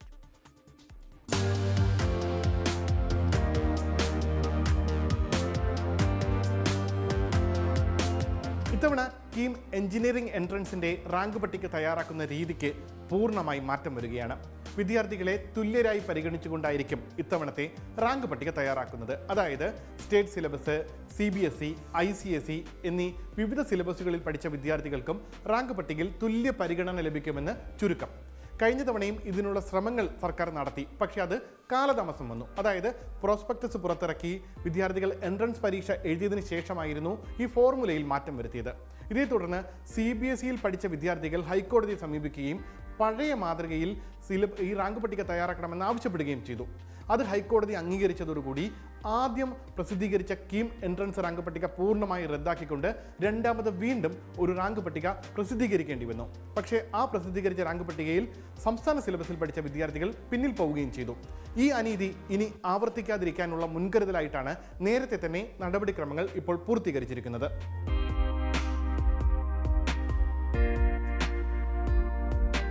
ഇത്തവണ നേരത്തെ തന്നെ വിദഗ്ധ സമിതി രൂപീകരിച്ചു. 4 അംഗ വിദഗ്ധ സമിതി നൽകിയ റിപ്പോർട്ട് സർക്കാർ ഇപ്പോൾ തന്നെ അംഗീകരിച്ചു കഴിഞ്ഞു. ഈ അംഗീകരിച്ച റിപ്പോർട്ട് പ്രകാരം ഇനി പ്രോസ്പെക്ടസും ഇറക്കും. പ്രോസ്പെക്ടസിൽ ആദ്യം തന്നെ പുതിയ രീതിയിൽ ഏത് രീതിയിലാണ് ഈ റാങ്ക് പട്ടിക തയ്യാറാക്കുന്നത് എന്നുള്ളത് കൃത്യമായി പറഞ്ഞിട്ടുണ്ടാകും. കഴിഞ്ഞ തവണ അത് പറയാത്തത് കൊണ്ടാണ് ഹൈക്കോടതി ആ റാങ്ക് പട്ടിക റദ്ദാക്കാൻ കാരണമായത്. 600 മാർക്കിനാണ് കീം എൻട്രൻസ് റാങ്ക് പട്ടിക പ്രസിദ്ധീകരിക്കുന്നത്. ഇതിൽ 300 മാർക്ക് എന്ന് പറയുന്നത് പൂർണ്ണമായും എൻട്രൻസിന് ലഭിച്ച മാർക്കായിരിക്കും. ബാക്കി 300 മാർക്ക് എന്ന് പറയുന്നത് +2 നേടിയ കണക്ക്, ഫിസിക്സ്, കെമിസ്ട്രി എന്നീ പരീക്ഷകളിലെ മാർക്കുകളുടെ ഏകീകരണമായിരിക്കും. പക്ഷേ ആ ഏകീകരണത്തിന് പ്രത്യേകമായ ഒരു ഫോർമുല കൂടിയുണ്ട്. ആദ്യ നടപടി എന്ന് പറയുന്നത് ഈ പഠിച്ച വിദ്യാർത്ഥികളുടെ വിഷയങ്ങളുടെ മാർക്കുകൾ ഏകീകരിക്കുക എന്നുള്ളതാണ്. അതായത് സ്റ്റേറ്റ് സിലബസിൽ പഠിച്ച വിദ്യാർത്ഥിയാകട്ടെ, CBSE പഠിച്ച വിദ്യാർത്ഥിയാകട്ടെ, ICSE പഠിച്ച വിദ്യാർത്ഥിയാകട്ടെ, ഇവരുടെ ഒരു വിഷയത്തിൻ്റെ മാർക്ക്, ഓരോ വിഷയത്തിൻ്റെ മാർക്കും 100-ൽ വീതം ഏകീകരിക്കും. ഉദാഹരണത്തിന് ഇപ്പോൾ ഫിസിക്സിൽ 120-ൽ 90 മാർക്ക് നേടിയ ഒരു സ്റ്റേറ്റ് സിലബസിൽ പഠിച്ച വിദ്യാർത്ഥിക്ക് കീമിലെത്തുമ്പോൾ അത് 100-ൽ 75 എന്ന രീതിയിലേക്ക് ഏകീകരിക്കപ്പെടും. ഇനി അടുത്ത ഘട്ടമാണ്. ഈ അടുത്ത ഘട്ടത്തിൽ ഇപ്പോൾ 100-ൽ ഏകീകരിച്ച ഈ 3 വിഷയങ്ങളുടെ മാർക്കുകളും ഒരു പ്രത്യേക അനുപാതത്തിലേക്ക് മാറ്റും. അത് തമിഴ്നാട് മാതൃകയാണ് കേരളം സ്വീകരിച്ചിരിക്കുന്നത്. തമിഴ്നാട് മാതൃക പ്രകാരം കണക്ക്, ഫിസിക്സ്, കെമിസ്ട്രി എന്നീ വിഷയങ്ങൾ യഥാക്രമം 5:3:2 എന്ന നിലയിലേക്ക് മാർക്കുകൾ പുനഃക്രമീകരിക്കും. ഉദാഹരണത്തിന് ഇപ്പോൾ കണക്കിൻ്റെ മാർക്ക് 100-ലാണ് നേരത്തെ ഏകീകരിച്ചതെങ്കിൽ അത് കീമിലേക്ക് റാങ്ക് പട്ടിക തയ്യാറാക്കാൻ വരുമ്പോൾ അത് 150-ആയി ഉയരും. ഉദാഹരണത്തിന് കണക്കിന് 100 മാർക്കിൽ 75 മാർക്ക് നേടിയ ഒരു വിദ്യാർത്ഥി അവൻ്റെ കീമിലേക്ക് എത്തുമ്പോൾ അവൻ്റെ മാർക്ക് 150-ന് 112.5 മാർക്ക് എന്ന നിലയിൽ ഉയരും. ഒപ്പം സ്വാഭാവികമായി ഫിസിക്സിൻ്റെ മാർക്ക് നേരത്തെ 100-ലാണ് അനുപാതം ക്രമീകരിച്ചതെങ്കിൽ അത് 90-ആയി കുറയും. 90-ലായിരിക്കും എത്ര മാർക്ക് നേടി എന്നുള്ളതിൻ്റെ അനുപാതം അനുസരിച്ച് അവർക്ക് രേഖപ്പെടുത്തുക. ഒപ്പം കെമിസ്ട്രിക്ക് പകരം മറ്റേതെങ്കിലും വിഷയമാണെങ്കിൽ അതേ രീതിയിൽ, അതായത് കമ്പ്യൂട്ടർ സയൻസോ മറ്റോ പഠിച്ചിട്ടുണ്ടെങ്കിൽ അതും ആ രീതിയിൽ ഈ മാറ്റിയെടുത്ത് അതും ഈ ഒരു രീതിയിൽ 5:3:2 എന്ന നിലയിൽ പുതിയ അനുപാതത്തിൽ 300 മാർക്കിലേക്ക് ഏകീകരിക്കപ്പെടും. ഇതാണ് ഈ പുതിയ മാതൃക. ഇനി കഴിഞ്ഞ വർഷം വരെ തുടർന്ന് വന്നിരുന്ന രീതിയിൽ എങ്ങനെയാണ് CBSEയിൽ പഠിക്കുന്ന വിദ്യാർത്ഥികൾക്കും സ്റ്റേറ്റ് സിലബസിൽ പഠിക്കുന്ന വിദ്യാർത്ഥികൾക്കും തമ്മിൽ ഒരു അനീതി നിലനിന്നിരുന്നു എന്ന് പറയാനുള്ള കാരണം പരിശോധിക്കാം. കഴിഞ്ഞ വർഷം വരെ സ്റ്റേറ്റ് സിലബസിൽ പഠിക്കുന്ന വിദ്യാർത്ഥികളെക്കാൾ ഏകദേശം 35 മാർക്ക് വരെ അധികമായി കീമിലേക്ക് മറ്റു മാതൃകയിൽ കൺവെർട്ട് ചെയ്യപ്പെടുമ്പോൾ അവരുടെ മാർക്കുകൾക്ക് ഒരു അന്തരമുണ്ടായിരുന്നു. ഉദാഹരണത്തിന് 300-ൽ 300 വാങ്ങുന്ന ഒരു സ്റ്റേറ്റ് സിലബസിൽ പഠിക്കുന്ന വിദ്യാർത്ഥിക്ക് കീമിലേക്ക് എത്തുമ്പോൾ അവരുടെ മാർക്ക് 300-ൽ 273-ആയി കുറയും. എന്നാൽ CBSE പഠിച്ച ഒരു വിദ്യാർത്ഥി അവൻ ഈ 300-ൽ 292 വാങ്ങിയിട്ടുള്ളൂ എന്നിരിക്കട്ടെ, പക്ഷേ അത് കീമിലേക്ക് എത്തുമ്പോൾ അത് 300-ആയി ഉയരും. അതായത് CBSEയിൽ പഠിച്ച വിദ്യാർത്ഥികൾക്ക് അധികമായ ആനുകൂല്യം പഴയ മാതൃകയിൽ, പഴയ ഫോർമുലയിൽ കണക്കാക്കുമ്പോൾ ലഭിച്ചിരുന്നു. ഇതുവരെ പഴയ ഫോർമുല ഫോളോ ചെയ്തതിനെ തുടർന്നാണ് സംസ്ഥാന സിലബസിൽ പഠിച്ച വിദ്യാർത്ഥികൾ കീമിൻ്റെ എൻട്രൻസ് റാങ്ക് പട്ടിക വരുമ്പോൾ പിന്നിൽ പോകാൻ കാരണമായിരുന്നത്. എന്തായാലും പുതിയ ഫോർമുല വരുന്നതോടുകൂടി സംസ്ഥാന സിലബസിൽ പഠിച്ച വിദ്യാർത്ഥികൾ നേരിട്ടിരുന്ന ഒരു അനീതി പൂർണ്ണമായും ഇല്ലാതാകുമെന്നാണ് കണക്കാക്കുന്നത്. എന്തായാലും നടപടിക്രമങ്ങൾ കൃത്യമായി സംസ്ഥാന സർക്കാർ പാലിച്ച് മുന്നോട്ട് പോവുകയാണ്. ഇതുമായി ബന്ധപ്പെട്ട വിദഗ്ധ സമിതിയെ നേരത്തെ തന്നെ രൂപീകരിച്ചു. അവരുടെ റിപ്പോർട്ട് പരിശോധിച്ചു. റിപ്പോർട്ട് എങ്ങനെയാണ് പുതിയ ഫോർമുല എന്നുള്ളത് അംഗീകരിച്ചു. ഈ അംഗീകരിച്ച റിപ്പോർട്ട് പ്രകാരം പുതിയ പ്രോസ്പെക്ടസിൽ, അതായത് കീം എൻട്രൻസിന് വേണ്ടി പുറത്തിറക്കുന്ന പുതിയ പ്രോസ്പെക്ടസിൽ എങ്ങനെയായിരിക്കും റാങ്ക് പട്ടിക തയ്യാറാക്കുന്നതെന്ന് വ്യക്തമായി ഉണ്ടാകും. സ്വാഭാവികമായി പ്രോസ്പെക്ടസ് പുറത്തു വരുമ്പോൾ ഒരുപക്ഷെ കോടതി നടപടിയിലേക്ക് ഇത് കടക്കാൻ സാധ്യതയുണ്ട്. എങ്കിൽ പോലും ഈ അനീതി കൃത്യമായി കോടതിയെ ബോധ്യപ്പെടുത്താൻ കഴിയുമെന്നുള്ള വിശ്വാസം സംസ്ഥാന സർക്കാരിനുണ്ട്, ഉന്നത വിദ്യാഭ്യാസ വകുപ്പിനുണ്ട്. എന്തായാലും കാലങ്ങളായി തുടർന്നു വന്നിരുന്ന ഒരു അനീതി ഈ ഒരു പുതിയ തീരുമാനത്തോടു കൂടി ഇല്ലാതാവുകയാണ്. ഉമേഷ് ബാലകൃഷ്ണൻ, 24 തിരുവനന്തപുരം. ഇനി നോക്കാം ഇന്നത്തെ പ്രധാന വാർത്തകൾ. News express. ശബരിമല സ്വർണ്ണക്കൊള്ളയുടെ ഞെട്ടിക്കുന്ന കൂടുതൽ വിവരങ്ങൾ പുറത്ത്. ദ്വാരപാലക ശില്പത്തിലെ സ്വർണത്തിനു പുറമെ പ്രഭാമണ്ഡലത്തിലെ സ്വർണവും കവർന്നു. കട്ടിളപ്പാളികൾക്ക് മുകളിലുള്ള ശിവ വ്യാളി രൂപങ്ങളിലെ സ്വർണവും നഷ്ടമായി. സ്വർണം വേർതിരിച്ചത് പങ്കജ് ഭണ്ഡാരിയുടെ ചെന്നൈ സ്മാർട്ട് ക്രിയേഷൻസിൽ. നിർണായക വിവരം SIT കൊല്ലം വിജിലൻസ് കോടതിയിൽ നൽകിയ കസ്റ്റഡി അപേക്ഷയിൽ തൊണ്ടി മുതൽ വീണ്ടെടുക്കാനായില്ല എന്നും അന്വേഷണ സംഘം. ശബരിമല സ്വർണ്ണക്കൊള്ളക്കേസ് പ്രതി ഉണ്ണികൃഷ്ണൻ പോറ്റി സോണിയാഗാന്ധിയുമായി നടത്തിയ കൂടിക്കാഴ്ച ആയുധമാക്കി വീണ്ടും മുഖ്യമന്ത്രി. മഹാ തട്ടിപ്പുകാർക്ക് സോണിയാഗാന്ധിയുടെ അടുത്ത് എങ്ങനെ എത്താൻ പറ്റിയെന്ന് ചോദ്യം. പോറ്റിയെ കയറ്റിയെന്ന് പറഞ്ഞില്ലേ, ആ പോറ്റി ആദ്യം കയറിയത് അവിടെയാണ്. കേട്ടല്ലേ, പോറ്റി ഒറ്റക്ക് അവിടെ ചെല്ലുകയല്ല. പോറ്റി ഒരു ഭാഗത്ത്, പിന്നെ മറ്റൊരു ഭാഗത്ത് ഈ സ്വർണം വാങ്ങി എന്ന് പറയുന്ന വ്യാപാരി മറ്റൊരാൾ. എങ്ങനെയാണ് ഇവരെല്ലാം കൂടി ഒന്നിച്ചെത്തിപ്പെട്ടത്? അന്വേഷണത്തിൽ മുഖ്യമന്ത്രിയുടെ ഓഫീസ് ഇടപെട്ടെന്ന അടൂർ പ്രകാശിന്റെ ആരോപണം തള്ളി. ലീഗൽ സെക്രട്ടറി ആണെന്ന് എനിക്ക് തോന്നുന്നു ശശി ഉണ്ടാക്കിയിട്ടുള്ള ഒരു പണിയാണ് ഇപ്പോൾ നടന്നിട്ടുള്ളത്. എനിക്ക് ഒന്നും മറച്ചു വെക്കുവാനുമില്ല. ഏതവസരത്തിൽ അറിയിച്ചാലും അവിടെ എത്തുവാനും തയ്യാറാണ്. ഇക്കാര്യത്തിൽ മുഖ്യമന്ത്രിയോ മുഖ്യമന്ത്രിയുടെ ഓഫീസോ ഒരു തരത്തിലുള്ള ഇടപെടലുകളും നടത്തുന്നില്ല എന്നത് നേരത്തെ തന്നെ വ്യക്തമാക്കിയിട്ടുള്ള കാര്യമാണ്. കാരണം അത് ഹൈക്കോടതിയുടെ മേൽനോട്ടത്തിൽ നടക്കുകയാണ്. കടകംപള്ളിയെ ചോദ്യം ചെയ്തതിൽ അസ്വാഭാവികത ഇല്ലെന്നും പ്രതികരണം. അന്വേഷണ സംഘത്തിന് മേൽ സർക്കാർ സമ്മർദ്ദമെന്ന നിലപാടിൽ ഉറച്ച് പ്രതിപക്ഷം. ആഗോള അയ്യപ്പ സംഗമത്തിൽ വെള്ളാപ്പള്ളി നടേശനെ കാറിൽ കയറ്റിയതിനെ ന്യായീകരിച്ച് വീണ്ടും പിണറായി വിജയൻ. CPയുടെ എതിർപ്പ് ചൂണ്ടിക്കാട്ടിയപ്പോൾ ബിനോയ് വിശ്വമല്ല പിണറായി വിജയൻ എന്ന് പ്രതികരണം.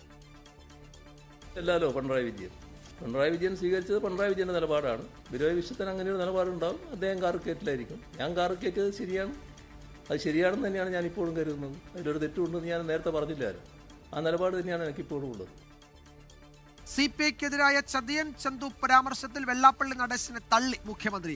CPI ചതിയും വഞ്ചനയും കാണിക്കുന്ന പാർട്ടി അല്ല. CPIഎമ്മിനോടൊപ്പം പ്രവർത്തിക്കുന്ന ഏറ്റവും പ്രധാനപ്പെട്ട ഒരു കക്ഷിയായിട്ട് തന്നെയാണ് നിൽക്കുന്നത്. അതൊരു ഇടതുപക്ഷ രാഷ്ട്രീയ പാർട്ടിയാണ്. നല്ല ഊഷ്മളമായ ബന്ധമാണ് മുന്നണി കാര്യത്തിൽ ആ പാർട്ടിയുമായി ഞങ്ങൾക്കുള്ളത്. ഏതെങ്കിലും തരത്തിലുള്ള ഒരു വഞ്ചനയും ചതിയും കാണിക്കുന്നുവെന്ന തോന്നൽ ഞങ്ങൾക്കാർക്കുമില്ല. വെള്ളാപ്പള്ളിയുടെ പ്രസ്താവനയുടെ യോജിപ്പില്ലെന്ന് CPM സംസ്ഥാന സെക്രട്ടറി. കോൺഗ്രസിൽ മട്ടത്തൂർ രാഷ്ട്രീയം കത്തുന്നു. BJP പിന്തുണയെ എതിർത്ത പഞ്ചായത്ത് അംഗത്തെ സ്വാധീനിക്കാൻ കോൺഗ്രസ് വിമത നേതാവ് TM ചന്ദ്രന്റെ ശ്രമം. ശബ്ദരേഖ 24.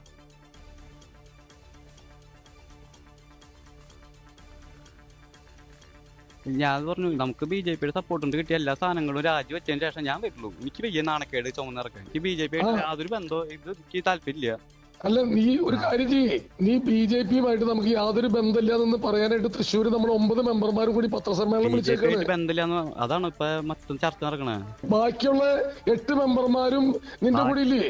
ബാക്കിയുള്ള 8 മെമ്പർമാരുടെ കാര്യമല്ല നോക്കണം, ഞാൻ എന്റെ കാര്യം നോക്കുന്നു. നീ ആ 8 മെമ്പർമാരും കൂടെ വന്നിട്ട് നീ പറയേ BJPയുമായിട്ട് യാതൊരു ബന്ധമില്ലെന്ന് നീ പറയേ. പറഞ്ഞല്ലോ BJPയായിട്ട് യാതൊരു ബന്ധമില്ല, എനിക്ക് വർഗീയ രാഷ്ട്രീയം എനിക്ക് താല്പര്യമില്ല എന്ന് ഞാൻ പറഞ്ഞു. തെറ്റുപറ്റിയെന്നും കോൺഗ്രസിൽ പ്രവർത്തിക്കാൻ അനുവദിക്കണമെന്നും ആവശ്യപ്പെട്ട DCC പ്രസിഡന്റിന് കത്ത് നൽകി വിമത അംഗം അക്ഷയ് സന്തോഷ്. സംസ്ഥാന സർക്കാരിന്റെ അവസാന ബജറ്റ് ജനപ്രിയമാകുമെന്ന് ധനമന്ത്രി കെ.എൻ. ബാലഗോപാൽ 24-നോട്. സർക്കാർ ജീവനക്കാരുടെ ശമ്പള പരിഷ്കരണത്തിൽ ശുഭകരമായ തീരുമാനമുണ്ടാകും. വായ്പാ പരിധി വെട്ടിക്കുറച്ച കേന്ദ്രത്തിന് മുന്നിൽ മുട്ടുമടക്കില്ല. ഇത്രയും വെട്ടിക്കുറച്ചിട്ടും കേരളം എങ്ങനെയാണ് നിൽക്കുന്നതെന്നാണ് അവരുടെ അത്ഭുതം. അതുകൊണ്ടാണ് ഏറ്റവും അവസാനത്തെ ലാസ്റ്റിൽ ഈ ഏറ്റവും ലാസ്റ്റ് ബോള് ബ്രഹ്മാസ്ത്രമോ ഗൂഗിളിയോ ഒക്കെ പറയുമല്ലോ ക്രിക്കറ്റിലാണെങ്കിൽ, അതുപോലെ ലാസ്റ്റ് ഓവറുകളിൽ അങ്ങനെ ചെയ്യാൻ പാടില്ല ഒരു ഗവൺമെന്റ്. നിയമസഭാ തെരഞ്ഞെടുപ്പ് ലക്ഷ്യമിട്ടുള്ള സർക്കാരിന്റെ നവകേരള സർവേക്ക് തുടക്കം. ആലപ്പുഴ ഹരിപ്പാട് താലൂക്ക് ആശുപത്രിയിൽ ഡയാലിസിസിന് വിധേയരായ 2 രോഗികൾ മരിച്ചതിൽ റിപ്പോർട്ട് തേടി ആരോഗ്യമന്ത്രി. നടപടി രമേശ് ചെന്നിത്തലയുടെ പരാതിയിൽ. ഹരിപ്പാട് താലൂക്ക് ആശുപത്രിയിലെ ഡയാലിസിസ് സെന്റർ താൽക്കാലികമായി അടച്ചു. ഡയാലിസിസിന് ശേഷം ശാരീരിക അസ്വാസ്ഥ്യം അനുഭവപ്പെട്ട ഒരാൾ വണ്ടാനം മെഡിക്കൽ കോളേജ് ആശുപത്രിയിൽ ചികിത്സയിൽ. പുതുവത്സരാഘോഷത്തിനിടെ സ്വിറ്റ്സർലൻഡിൽ ആഡംബര ഹോട്ടലിൽ തീപിടുത്തവും സ്ഫോടനവും. ദുരന്തത്തിൽ മരണം 40-ആയി. 100-ലധികം പേർക്ക് പരിക്ക്. അട്ടിമറിയല്ലെന്ന് സ്വിസ് സുരക്ഷാ ഏജൻസികൾ. മരിച്ചവരിൽ അധികവും വിദേശ വിനോദസഞ്ചാരികൾ. പുതുവത്സര സമ്മാനമായി നിർധന കുടുംബങ്ങൾക്ക് 1000 വീട് വെച്ച് നൽകാൻ 24. പദ്ധതി നടപ്പാക്കുന്നത് ലോകത്തിന്റെ വിവിധ ഭാഗങ്ങളിലുള്ള മലയാളി പ്രേക്ഷകരുടെ പിന്തുണയോടെ. നമ്മളെല്ലാവരും നല്ല വീടുകളിലൊക്കെ കഴിയുമ്പോൾ ഒരു വീട് പോലും ഇല്ലാത്ത ഒരുപാട് ആൾക്കാർ ഇപ്പോഴും കേരളത്തിലുണ്ട്. അപ്പം നമ്മൾ കെ ചെല്ലപ്പള്ളി ഫൗണ്ടേഷനുമായിട്ട് ചേർന്ന് 100 വീടുകളും നമ്മുടെ MA യൂസഫ് അലിയുമായിട്ട് ചേർന്ന് 4 വീട് നിർമ്മിച്ച് നൽകി. ഒരു വീടിൻ്റെ നിർമ്മാണം നടക്കുന്നു. 10 വീടുകൾ കൂടി നിർമ്മാണം അണിയറയിൽ ഒരുങ്ങുകയാണ്. ലുലു ഗ്രൂപ്പുമായി ചേർന്ന് 10 വീടുകൾ കൂടി നിർമ്മിച്ചു നൽകും.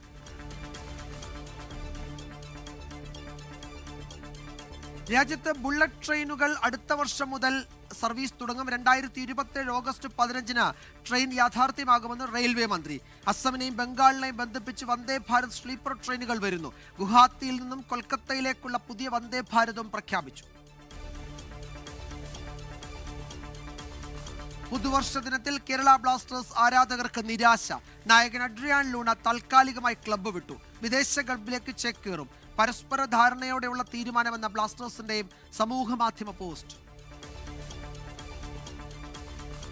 തദ്ദേശ സ്ഥാപനങ്ങളിലെ പുതിയ ഭരണ നേതൃത്വത്തിന് നിർദ്ദേശങ്ങളുമായി മുഖ്യമന്ത്രി. അതിദാരിദ്ര്യ നിർമ്മാർജ്ജന പദ്ധതി സൂക്ഷ്മതയോടെ മുന്നോട്ട് കൊണ്ടുപോകണം. മാലിന്യമുക്ത പരിപാടി എല്ലാ സ്ഥാപനങ്ങളും ഏറ്റെടുക്കണം. മുണ്ടക്കൈ ഉരുൾപൊട്ടൽ ദുരന്തബാധിതർക്കായുള്ള ടൗൺഷിപ്പിന്റെ 1-ാം ഘട്ട വീടുകൾ ഫെബ്രുവരിയിൽ കൈമാറും. 300ഓളം വീടുകളും അനുബന്ധ സൗകര്യങ്ങളും പൂർത്തീകരിച്ച് 1-ാം ഘട്ടമായി ഫെബ്രുവരിയിൽ ഗുണഭോക്താക്കൾക്ക് കൈമാറുന്നതിനാണ് ലക്ഷ്യമിടുന്നത്. സമഗ്ര പുനരധിവാസമാണ് സർക്കാർ ലക്ഷ്യമിടുന്നതെന്നും മുഖ്യമന്ത്രി. തടവുകാരുടെ വിവരങ്ങൾ കൈമാറി ഇന്ത്യയും പാകിസ്ഥാനും. പാകിസ്ഥാന്റെ കസ്റ്റഡിയിലുള്ള 257 ഇന്ത്യക്കാരിൽ 199 പേർ മത്സ്യത്തൊഴിലാളികൾ. ഇവരെ എത്രയും വേഗം വിട്ടയക്കണമെന്ന് ഇന്ത്യ. തടവുകാരുടെ വിവരങ്ങൾ കൈമാറിയത് 2008-ലെ കരാർ പ്രകാരം. ആഡംബര കാറുകൾക്കുള്ള ടെൻഡർ പിൻവലിച്ച് ലോക്പാൽ. 5 കോടിയുടെ ടെൻഡർ വിളിച്ചത് 7 ആഡംബര കാറുകൾ വാങ്ങാൻ. നീക്കം ഉപേക്ഷിച്ചത് പ്രതിപക്ഷത്തിന്റെയും പൊതുജനങ്ങളുടെയും വിമർശനം കനത്തതോടെ.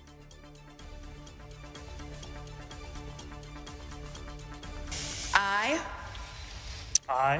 Zohran Kwame Mamdani, do solemnly swear that I will support the Constitution of the United States. New York മേയറായി ഇന്ത്യൻ വംശജൻ സൊഹ്റാൻ മംദാനി സത്യപ്രതിജ്ഞ ചെയ്തു. New York attorney general Letitia James സത്യവാചകം ചൊല്ലി നൽകി. പൊതുജനങ്ങൾക്കായുള്ള സത്യപ്രതിജ്ഞാ ചടങ്ങും നടന്നു. സെനറ്റർ ബേണി സാൻഡേഴ്സ് നേതൃത്വം നൽകി. പുതുവർഷ പുലരിയിൽ തിരുവനന്തപുരം കണിയാപുരത്ത് ലഹരിവേട്ട. MDMAയും ഹൈബ്രിഡ് കഞ്ചാവും പിടികൂടി. 2 ഡോക്ടേഴ്സ് ഉൾപ്പെടെ 7 പേർ പിടിയിൽ. പോലീസ് ജീപ്പിൽ കാറിടിപ്പിച്ച് കടന്നുകളഞ്ഞ സംഘത്തെ പിടികൂടിയത് വീട് വളഞ്ഞ്. മലപ്പുറം ചങ്ങരംകുളത്ത് MDMAയും കഞ്ചാവുമായി യുവാവ് പിടിയിൽ. പുതുവത്സരത്തിൽ സ്വർണ്ണവിലയിൽ നേരിയ വർധന. പവന് 120 രൂപ കൂടി 99,040 രൂപയായി. 2026-ലും സ്വർണ്ണവില ഉയരാൻ തന്നെയാണ് സാധ്യതയെന്ന് സാമ്പത്തിക വിദഗ്ധർ. മുസ്ലിം ലീഗ് മുഖപത്രം ചന്ദ്രികയുടെ എഡിറ്റോറിയൽ പേജ് BJP മുഖപത്രമായ ജന്മഭൂമി കണ്ണൂർ എഡിഷനിലാണ് മുസ്ലിം ലീഗ് സംസ്ഥാന അധ്യക്ഷൻ പാണക്കാട് സാദിഖ് അലി ശിഹാബ് തങ്ങൾ ഉൾപ്പെടെയുള്ളവരുടെ ലേഖനങ്ങൾ അച്ചടിച്ചു വന്നത്. പ്രിന്റിംഗ് പ്രസ്സിൽ സംഭവിച്ച സാങ്കേതിക പിഴവെന്ന് വിശദീകരണം. മധ്യപ്രദേശിലെ ഇൻഡോറിൽ മലിനജലം കുടിച്ച് 6 മാസം പ്രായമായ കുഞ്ഞുൾപ്പെടെ 8 പേർ മരിച്ച സംഭവത്തിൽ കർശന നടപടിയുമായി സർക്കാർ. ഇൻഡോർ മുനിസിപ്പൽ കോർപ്പറേഷനിലെ ഉദ്യോഗസ്ഥനെ ജോലിയിൽ നിന്ന് പിരിച്ചുവിട്ടു. മുനിസിപ്പൽ ജലവിതരണ ലൈനിൽ നിന്നാണ് അണുബാധ ഉണ്ടായത് എന്ന് വിവരം. മലിനജലം കുടിച്ച 200ഓളം പേർ ആശുപത്രികളിൽ ചികിത്സയിൽ. ഹരിയാനയിലെ ഫരീദാബാദിൽ ഓടിക്കൊണ്ടിരുന്ന വാനിൽ യുവതിയെ ബലാത്സംഗം ചെയ്ത സംഭവത്തിൽ നടുക്കുന്ന വിവരങ്ങൾ പുറത്ത്. കുറ്റകൃത്യത്തിന് ശേഷം അമിതവേഗത്തിൽ പാഞ്ഞ വാനിൽ നിന്ന് അക്രമികൾ യുവതിയെ പുറത്തേക്ക് വലിച്ചെറിഞ്ഞെന്ന് പോലീസ്. ഗുരുതരമായി പരിക്കേറ്റ യുവതി ചികിത്സയിൽ. പിടിയിലായ 2 പ്രതികളും ഉത്തർപ്രദേശ് സ്വദേശികൾ. സ്വമേധയാ കേസെടുത്ത ദേശീയ വനിതാ കമ്മീഷൻ. ന്യൂ ഇയർ ആഘോഷത്തിനിടെ പോലീസ് അതിക്രമം. പത്തനംതിട്ടയിൽ DJ കലാകാരന്റെ ലാപ്ടോപ്പ് പോലീസ് ഉദ്യോഗസ്ഥൻ ചവിട്ടിത്തെറിപ്പിച്ചു.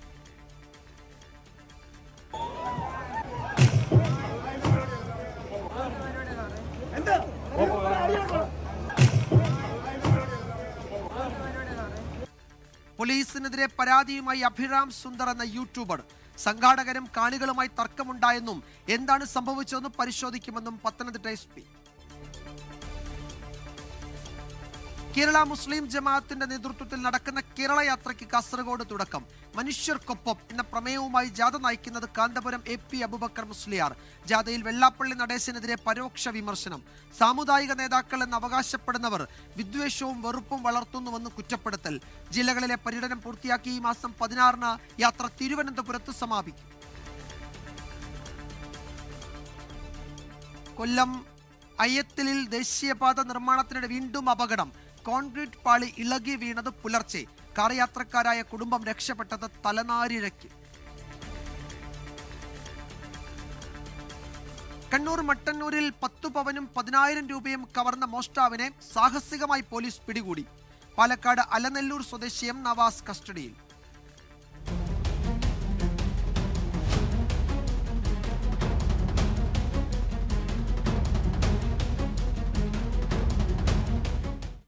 കവർച്ചയുടെ CCTV ദൃശ്യങ്ങൾ പുറത്ത്.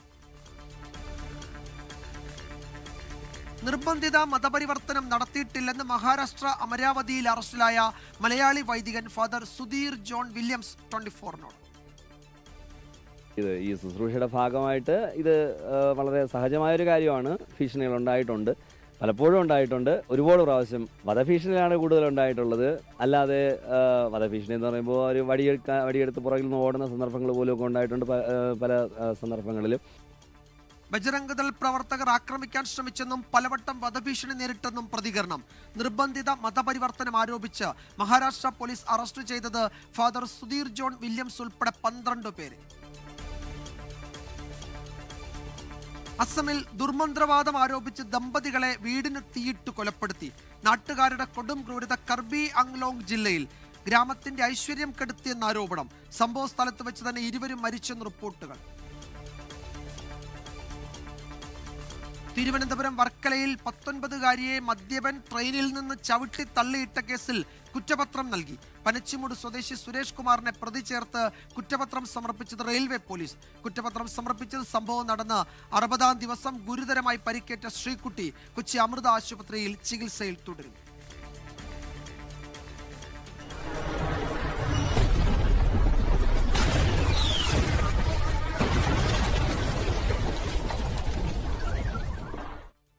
വ്ലാദിമിർ പുടിന്റെ വസതിക്ക് നേരെയുണ്ടായ ഡ്രോൺ ആക്രമണത്തിന്റെ ദൃശ്യങ്ങൾ പുറത്തുവിട്ട് റഷ്യ.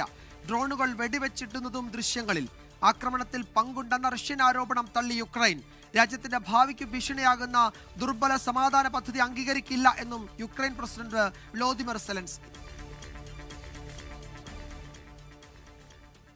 ഇനി നമ്മൾ ഇന്നത്തെ മറ്റ് പ്രധാനപ്പെട്ട റിപ്പോർട്ടുകളിലേക്ക് കടക്കുകയാണ്. പുതുവത്സരത്തിൽ സ്വർണ്ണവിലയിൽ നേരിയ വർധന. പവന് 120 രൂപ കൂടി 99,040 രൂപയായി. 2026-ലും സ്വർണ്ണവില ഉയരാൻ തന്നെയാണ് സാധ്യതയെന്ന് സാമ്പത്തിക വിദഗ്ധർ പറയുന്നു. വെള്ളി വില ഗ്രാമിന് 243 രൂപയിൽ തുടരുകയാണ്. സ്വർണ്ണവില കുതിപ്പും കിതപ്പും കണ്ട വർഷമായിരുന്നു 2025. പവന് 57,200 രൂപയിലാണ് പോയ പുതുവർഷത്തിൽ സ്വർണ്ണ വ്യാപാര തുടക്കം. 3/4 ലക്ഷം, 1 ലക്ഷം എന്നീ നാഴികക്കല്ലുകൾ കടന്ന സ്വർണം നിക്ഷേപകർക്ക് ഒരു വർഷം കൊണ്ട് ഇരട്ടിയിലേറെ റിട്ടേൺ നൽകി താരമായി. ഡിസംബർ 23-ന് 1 ലക്ഷമെന്ന റെക്കോർഡ് കുറിച്ച സ്വർണം ഡിസംബർ 27-ന് 1,04,040 രൂപ വരെ എത്തിയതിനു ശേഷം കുറഞ്ഞു തുടങ്ങി. വിലക്കയറ്റം മുതലെടുത്ത് ലാഭമെടുപ്പ് കൂടിയതാണ് വില കുറയാൻ കാരണമായത്. ഇന്നലെ 3 തവണയായി 1 പവന് കുറഞ്ഞത് 960 രൂപയാണ്. ലാഭമെടുപ്പിന്റെ ഇറക്കം കഴിഞ്ഞതോടെ ഇന്ന് വിലയിൽ നേരിയ വർധനയുണ്ടായി. പവന് 99,040 രൂപയിലും ഗ്രാമിന് 12,380 രൂപയിലുമാണ് ഇന്ന് വ്യാപാരം. 2026-ൽ സ്വർണം ഔൺസിന് $5,000 എന്ന നിലയിലേക്ക് വില ഉയരുമെന്നാണ് JP മോർഗന്റെ പ്രവചനം.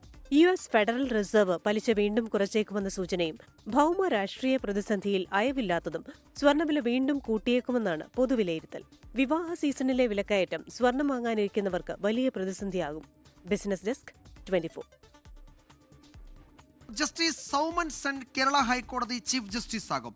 കൊളീജിയം ശുപാർശ അംഗീകരിച്ച് കേന്ദ്രം വിജ്ഞാപനമിറക്കി. നിലവിൽ മേഘാലയ ഹൈക്കോടതി chief ജസ്റ്റിസാണ് justice Soumen Sen. R Achuthan വിവരങ്ങൾ നൽകും ഡൽഹിയിൽ നിന്ന്. അച്യുതൻ, വിശദാംശങ്ങൾ എന്തൊക്കെയാണ്?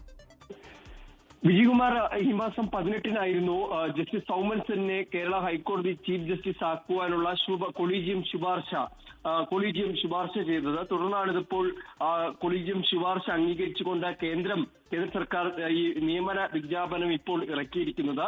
ചീഫ് ജസ്റ്റിസ് ആയിട്ടുള്ള നിതിൻ ജാംദർ വിരമിക്കുന്ന പശ്ചാത്തലത്തിൽ കൂടിയാണ് സൗമൻ സെന്നിനെ ഇപ്പോൾ കേരള ഹൈക്കോടതി ചീഫ് ജസ്റ്റിസായി നിയമിച്ചിരിക്കുന്നത്. നിലവിൽ മേഘാലയ ഹൈക്കോടതി ചീഫ് ജസ്റ്റിസാണ് ഈ സൗമൻ സെൻ. കൊൽക്കത്ത സ്വദേശിയായ ജസ്റ്റിസ് സൗമൻ സെൻ 1991-ലാണ് ഈ അഭിഭാഷക വൃത്തിയിലൂടെ ഈ ജുഡീഷ്യൽ രംഗത്തേക്ക് കടന്നു വരുന്നത്. എന്തായാലും അദ്ദേഹം ഇനി കേരള ഹൈക്കോടതി ചീഫ് ജസ്റ്റിസായി ചുമതലയേൽക്കും. കൊളീജിയം ശുപാർശയിൽ കേന്ദ്ര സർക്കാർ പെട്ടെന്ന് തന്നെ തീരുമാനമെടുത്തു. നേരത്തെ ഈ കൊളീജിയം ശുപാർശകൾ കേന്ദ്ര സർക്കാർ അംഗീകരിച്ച് വിജ്ഞാപനം ഇറക്കാൻ വൈകുന്നതും അതിൽ കാലതാമസം വരുത്തുന്നതിലുമൊക്കെ സുപ്രീം കോടതി ചീഫ് ജസ്റ്റിസുമാരൊക്കെ പരാതിപ്പെട്ടിരുന്നു. പക്ഷേ ഈ വിഷയത്തിൽ അങ്ങനെ ഉണ്ടായിട്ടില്ല. തീരുമാനം വേഗത്തിൽ വന്നു. വിശദാംശങ്ങളാണ് ആർ അച്യുതൻ നൽകിയത്. മറ്റൊരു പ്രധാനപ്പെട്ട വാർത്ത ഇപ്പോൾ വരുന്നത് 2025-ൽ മലയാള സിനിമയ്ക്ക് നഷ്ടത്തിൻ്റെ വർഷമായിരുന്നു. 530 കോടി രൂപയാണ് നഷ്ടമുണ്ടായിരിക്കുന്നത്. 860 കോടി രൂപയാണ് ആകെ മുതൽ മുടക്കം. പുറത്തിറങ്ങിയ 185 ചിത്രങ്ങളിൽ 150 പരാജയപ്പെട്ടു എന്നാണ് ഫിലിം ചേംബർ പറയുന്നത്. നിതിൻ അംബുജനാണ് വിശദാംശങ്ങൾ നൽകാൻ ചേരുന്നത്. നിതിൻ, ഈ കണക്ക് പലപ്പോഴും ഈ ഫിലിം ചേംബർ ചില കണക്കുകളൊക്കെ പുറത്തുവിടുമ്പോൾ ഈ നിർമ്മാതാക്കളും സംവിധായകരും ഒക്കെ അതിനെ ചോദ്യം ചെയ്ത് രംഗത്ത് വരാറുണ്ട്. ഈ പുറത്തിറങ്ങിയ 185 ചിത്രങ്ങളിൽ 150 പരാജയപ്പെട്ടു എന്ന കണക്ക് നമ്മളെ അത്ഭുതപ്പെടുത്തുന്നതാണ്. എന്താണ് ഫിലിം ചേംബറിന്റെ വിശദീകരണം? വിജയകുമാർ, എന്തായാലും ഈ കണക്ക് നമ്മളെ സംബന്ധിച്ച് അത്ഭുതപ്പെടുന്നതാണ്. കാരണം നേരത്തെ വിജയകുമാർ സൂചിപ്പിച്ചപ്പോൾ തന്നെ 185 ചിത്രങ്ങളിൽ ഏതാണ്ട് 150 ചിത്രങ്ങളും പരാജയപ്പെട്ടു. ആകെ വിജയിച്ചത് 35 ചിത്രങ്ങൾ മാത്രമാണ്. ഈ 35-ൽ 9 ചിത്രങ്ങൾ സൂപ്പർ ഹിറ്റ് ആയിട്ടുണ്ട്, 16 ചിത്രങ്ങൾ ഹിറ്റ് അടിച്ചിട്ടുണ്ട്. അതോടൊപ്പം തന്നെ തിയേറ്ററിൽ റിലീസ് ചെയ്ത് സാമ്പത്തിക വിജയം നേടാതെ OTT-യിൽ റിലീസ് ചെയ്ത് അങ്ങനെ മുതൽ മുടക്ക് ലഭിച്ച 10 ചിത്രങ്ങളുണ്ടെന്നാണ് ഇപ്പോൾ ഈ കണക്കുകൾ സൂചിപ്പിക്കുന്നത്. ഏതാണ്ട് 530 കോടി രൂപയുടെ നഷ്ടം ഈ ഒരു മലയാള സിനിമയ്ക്ക് 2025-ൽ ഉണ്ടായിട്ടുണ്ട്. നമുക്കറിയാം, ചില സിനിമകളൊക്കെ തന്നെ 200 കോടി കളക്ഷൻ നേടിയപ്പോൾ തന്നെ മലയാള സിനിമയ്ക്ക് ഒരു ഉണർവ് ഉണ്ടായി എന്ന ഒരു പ്രതീക്ഷയാണ് ഉണ്ടായത്. പക്ഷെ അങ്ങനെയല്ല. പോയ വർഷവും മലയാള സിനിമയെ സംബന്ധിച്ചാണെങ്കിൽ നഷ്ടങ്ങളുടെ ഒരു വർഷമാണ്. 860 കോടി രൂപയുടെ ആകെ മുതൽ മുടക്കിൽ അതിൽ 530 കോടി രൂപ നഷ്ടം സംഭവിച്ചെന്നാണ് ഈ ഫിലിം ചേംബർ വ്യക്തമാക്കുന്നത്.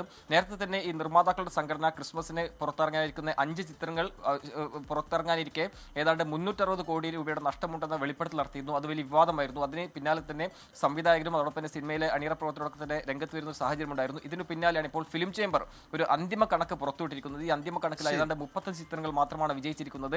അതിൽ സിനിമകളുടെ പേര് സഹിതമുള്ള പട്ടിക തന്നെ പുറത്തുവിട്ടില്ല. ആകെ ഒരു അന്തിമ കണക്കാണ് പുറത്തുവിട്ടിരിക്കുന്നത്. നേരത്തെ സൂചിപ്പിച്ചു, അതായത് മലയാള സിനിമയെ സംബന്ധിച്ച് പോയ വർഷവും ഇത്തരത്തിൽ വലിയ നഷ്ടമുണ്ടായിരുന്നു. ഈ വർഷം അങ്ങനെ വലിയ ഹിറ്റുകൾ അടിച്ച ഒരു സമയത്തും ഏതാണ്ട് 200 കോടിയുടെ കളക്ഷൻ. ശരിയാണ് നിതിൻ, നമ്മൾ 100 കോടി ക്ലബിലേക്കൊക്കെ കൂടുതൽ സിനിമകൾ വരുന്ന വാർത്തകളൊക്കെ കാണാറുണ്ട്. പക്ഷേ എന്താണെന്നറിയില്ല, 530 കോടിയുടെ നഷ്ടമാണ് മലയാള സിനിമയ്ക്ക് 2025-ൽ ഉണ്ടായത്. പുറത്തിറങ്ങിയ 185 ചിത്രങ്ങളിൽ 150 പരാജയപ്പെട്ടു, തിയേറ്ററുകളിൽ പരാജയപ്പെട്ടു എന്ന വാർത്തയാണ് നമ്മളെ ഞെട്ടിക്കുന്നത്. ഫിലിം ചേംബർ തന്നെ അതിൻ്റെ കാര്യകാരണം വിശദീകരിക്കുമെന്ന് നമുക്ക് കരുതാം. നിതിൻ അംബുജനാണ് വിവരങ്ങൾ നൽകിയത്. പുതുവത്സര സമ്മാനമായി നിർധന കുടുംബങ്ങൾക്ക് 1000 വീട് വെച്ച് നൽകാൻ 24. ലോകത്തിന്റെ വിവിധ ഭാഗങ്ങളിലുള്ള മലയാളി പ്രേക്ഷകരുടെ പിന്തുണയോടെയാണ് വീടുകൾ നിർമ്മിക്കുന്നത്. ഒരുപാട് അപേക്ഷകൾ നമ്മുടെ 24 ഫ്ലവേഴ്സിന് ലഭിച്ചിട്ടുണ്ട്. ഇപ്പോൾ വീടില്ലാത്തവർ, ഒരു കൂര സ്വന്തമായി ഇല്ലാത്ത ആളുകൾ, അവരുടെ വേദനയാണല്ലോ നമ്മൾ ഏറ്റവും വലുതായിട്ട് കാണേണ്ടത്. അതുകൊണ്ട് തന്നെ നമ്മൾ 1000 വീടുകൾ കൂടി നിർമ്മിക്കുമെന്ന് ഈ പുതുവത്സര ദിനത്തിൽ ഞാൻ അറിയിക്കുകയാണ്. സമൂഹ നന്മയാണ് ഒരു മാധ്യമത്തിന്റെ അത്യന്തികമായ ലക്ഷ്യമെന്ന് വിശ്വസിക്കുന്ന 24-ൽ നിന്നും ഇതാ ഒരു പുതുവത്സര സമ്മാനം. ഭവനരഹിതരായ 1000 പേർക്ക് വീട് നിർമ്മിച്ചു നൽകുമെന്ന് പുതുവത്സര ദിനത്തിൽ 24 chief editor R Sreekandan Nair പ്രഖ്യാപിച്ചു. ലോകത്തിന്റെ വിവിധ ഭാഗങ്ങളിലുള്ള മലയാളി പ്രേക്ഷകരുടെ പിന്തുണയോടെ പദ്ധതി സാക്ഷാത്കരിക്കാനാകുമെന്നും ശ്രീകണ്ഠൻ നായർ പറഞ്ഞു. പ്രക്ഷേപകന്റെ ഏറ്റവും വലിയ ചുമതല അവന്റെ സോഷ്യൽ റെസ്പോൺസിബിലിറ്റി കൂടിയാണ് എന്ന് ഞങ്ങൾ മനസ്സിലാക്കുന്നു. പ്രേക്ഷകനും പ്രക്ഷേപകനും ഒന്നാകുന്ന മനോഹരമായ കാഴ്ചയിലായിരിക്കും നമ്മുടെ യാത്ര. 24 കണക്റ്റിന്റെ ആഭിമുഖ്യത്തിലായിരിക്കും പദ്ധതി നടപ്പിലാക്കുക. പദ്ധതിയിൽ പങ്കാളികളാകാൻ താൽപര്യമുള്ളവർ മുന്നോട്ട് വരണമെന്ന് ആർ ശ്രീകണ്ഠൻ നായർ പറഞ്ഞു. കെ ചിറ്റിലപ്പള്ളി ഫൗണ്ടേഷനുമായി ചേർന്ന് നടപ്പാക്കുന്ന 100 വീടുകളുടെ താക്കോൽദാനം നിലവിൽ തുടരുകയാണ്. വ്യവസായി MA യൂസഫലിയുമായി ചേർന്ന് 5 വീടുകളും 24 നിർധനർക്ക് നൽകിയിരുന്നു. MA യൂസഫലിയുമായി ചേർന്ന് ഇനി 10 വീടുകൾ കൂടി നിർമ്മിക്കുമെന്നും ആർ ശ്രീകണ്ഠൻ നായർ പറഞ്ഞു. 24-ന്റെ പ്രഖ്യാപനത്തെ വിദ്യാഭ്യാസ മന്ത്രി വി ശിവൻകുട്ടി അടക്കമുള്ളവർ പ്രശംസിച്ചു. News desk 24. ക്രിസ്മസ് പുതുവത്സര വിപണിയിൽ ആകർഷകമായ ഓഫറുകളുമായി നോൾട്ട ഗ്ലോ ആൻഡ് ഗ്ലിറ്റർ വ്യാപാരമേളയുടെ 12ാം പതിപ്പിന് തുടക്കം. ഉത്സവകാലത്ത് ഉപഭോക്താക്കൾക്ക് പരമാവധി ഡിസ്കൗണ്ടുകൾ ലഭ്യമാക്കുന്ന മേളയിൽ ഇത്തവണ വമ്പിച്ച സമ്മാനങ്ങളാണ് ഒരുക്കിയിരിക്കുന്നത്. ലക്കി ഡ്രോയിലൂടെ തിരഞ്ഞെടുക്കപ്പെടുന്ന ബമ്പർ സമ്മാന വിജയിക്ക് മാരുതി എക്സ്പ്രസോ കാറും മറ്റു 10 ഭാഗ്യശാലികൾക്ക് സ്വർണ്ണ നാണയങ്ങളും ലഭിക്കും. ആരോഗ്യകരമായ പാചകശീലങ്ങൾക്കായി പുതുതായി പുറത്തിറക്കിയ കാസ്റ്റേൺ കുക്ക്വെയറുകളും അത്യാധുനിക രീതിയിലുള്ള ട്രിപ്ലൈ സ്റ്റെയിൻലെസ് സ്റ്റീൽ കുക്കറുകളുമാണ് ഈ സീസണിലെ പ്രധാന ആകർഷണം. പാചക പാത്രങ്ങൾ, വീട്ടുപകരണങ്ങൾ എന്നിവയുടെ വിപുലമായ ശേഖരമാണ് നോൾട്ട വിപണിയിൽ എത്തിച്ചിരിക്കുന്നത്. നോക്കാം ശബരിമല വാർത്തകൾ. ശരണം Sannidhanam co powered by Ramesh RG നല്ലെണ്ണ. ആർജിക്കാം നല്ലൊരു പ്രാർത്ഥനാശീലം. കളർ മങ്ങാത്ത വൃത്തി. ലേക്ക് റോൾ കാർ ഷാംപൂ. തരിതരിയായ GRB നെയ്. പ്യുവറാണ്, അത് ഷുവറാണ്. Co sponsored by BLM Kerala, Tamil Nadu, Pondicherry. Sabarimala സന്നിധാനത്ത് പുതുവത്സര ദിനത്തിൽ വലിയ ഭക്തജന തിരക്കായിരുന്നു. 8 മണി വരെ 70,000 പേരാണ് ദർശനം നടത്തിയത്. നടപ്പന്തൽ, മഴക്കൂട്ടം എന്നിവിടങ്ങളിലും തിരക്ക് അനുഭവപ്പെടുന്നുണ്ട്. മകരവിളക്ക് മഹോത്സവത്തിനായി നട തുറന്ന് 2 ദിവസം പിന്നിടുമ്പോഴേക്കും 2 ലക്ഷത്തിലധികം അയ്യപ്പ ഭക്തരാണ് മല ചവിട്ടിയത്. ഈ മാസം 14-നാണ് മകരവിളക്ക്. തൃശൂർ പുന്നയൂർ പഞ്ചായത്തിലെ അകലാടി ഉന്നതിയിൽ പുതുവത്സരം ആഘോഷിച്ചു മുൻ പ്രതിപക്ഷ നേതാവ് രമേശ് ചെന്നിത്തല.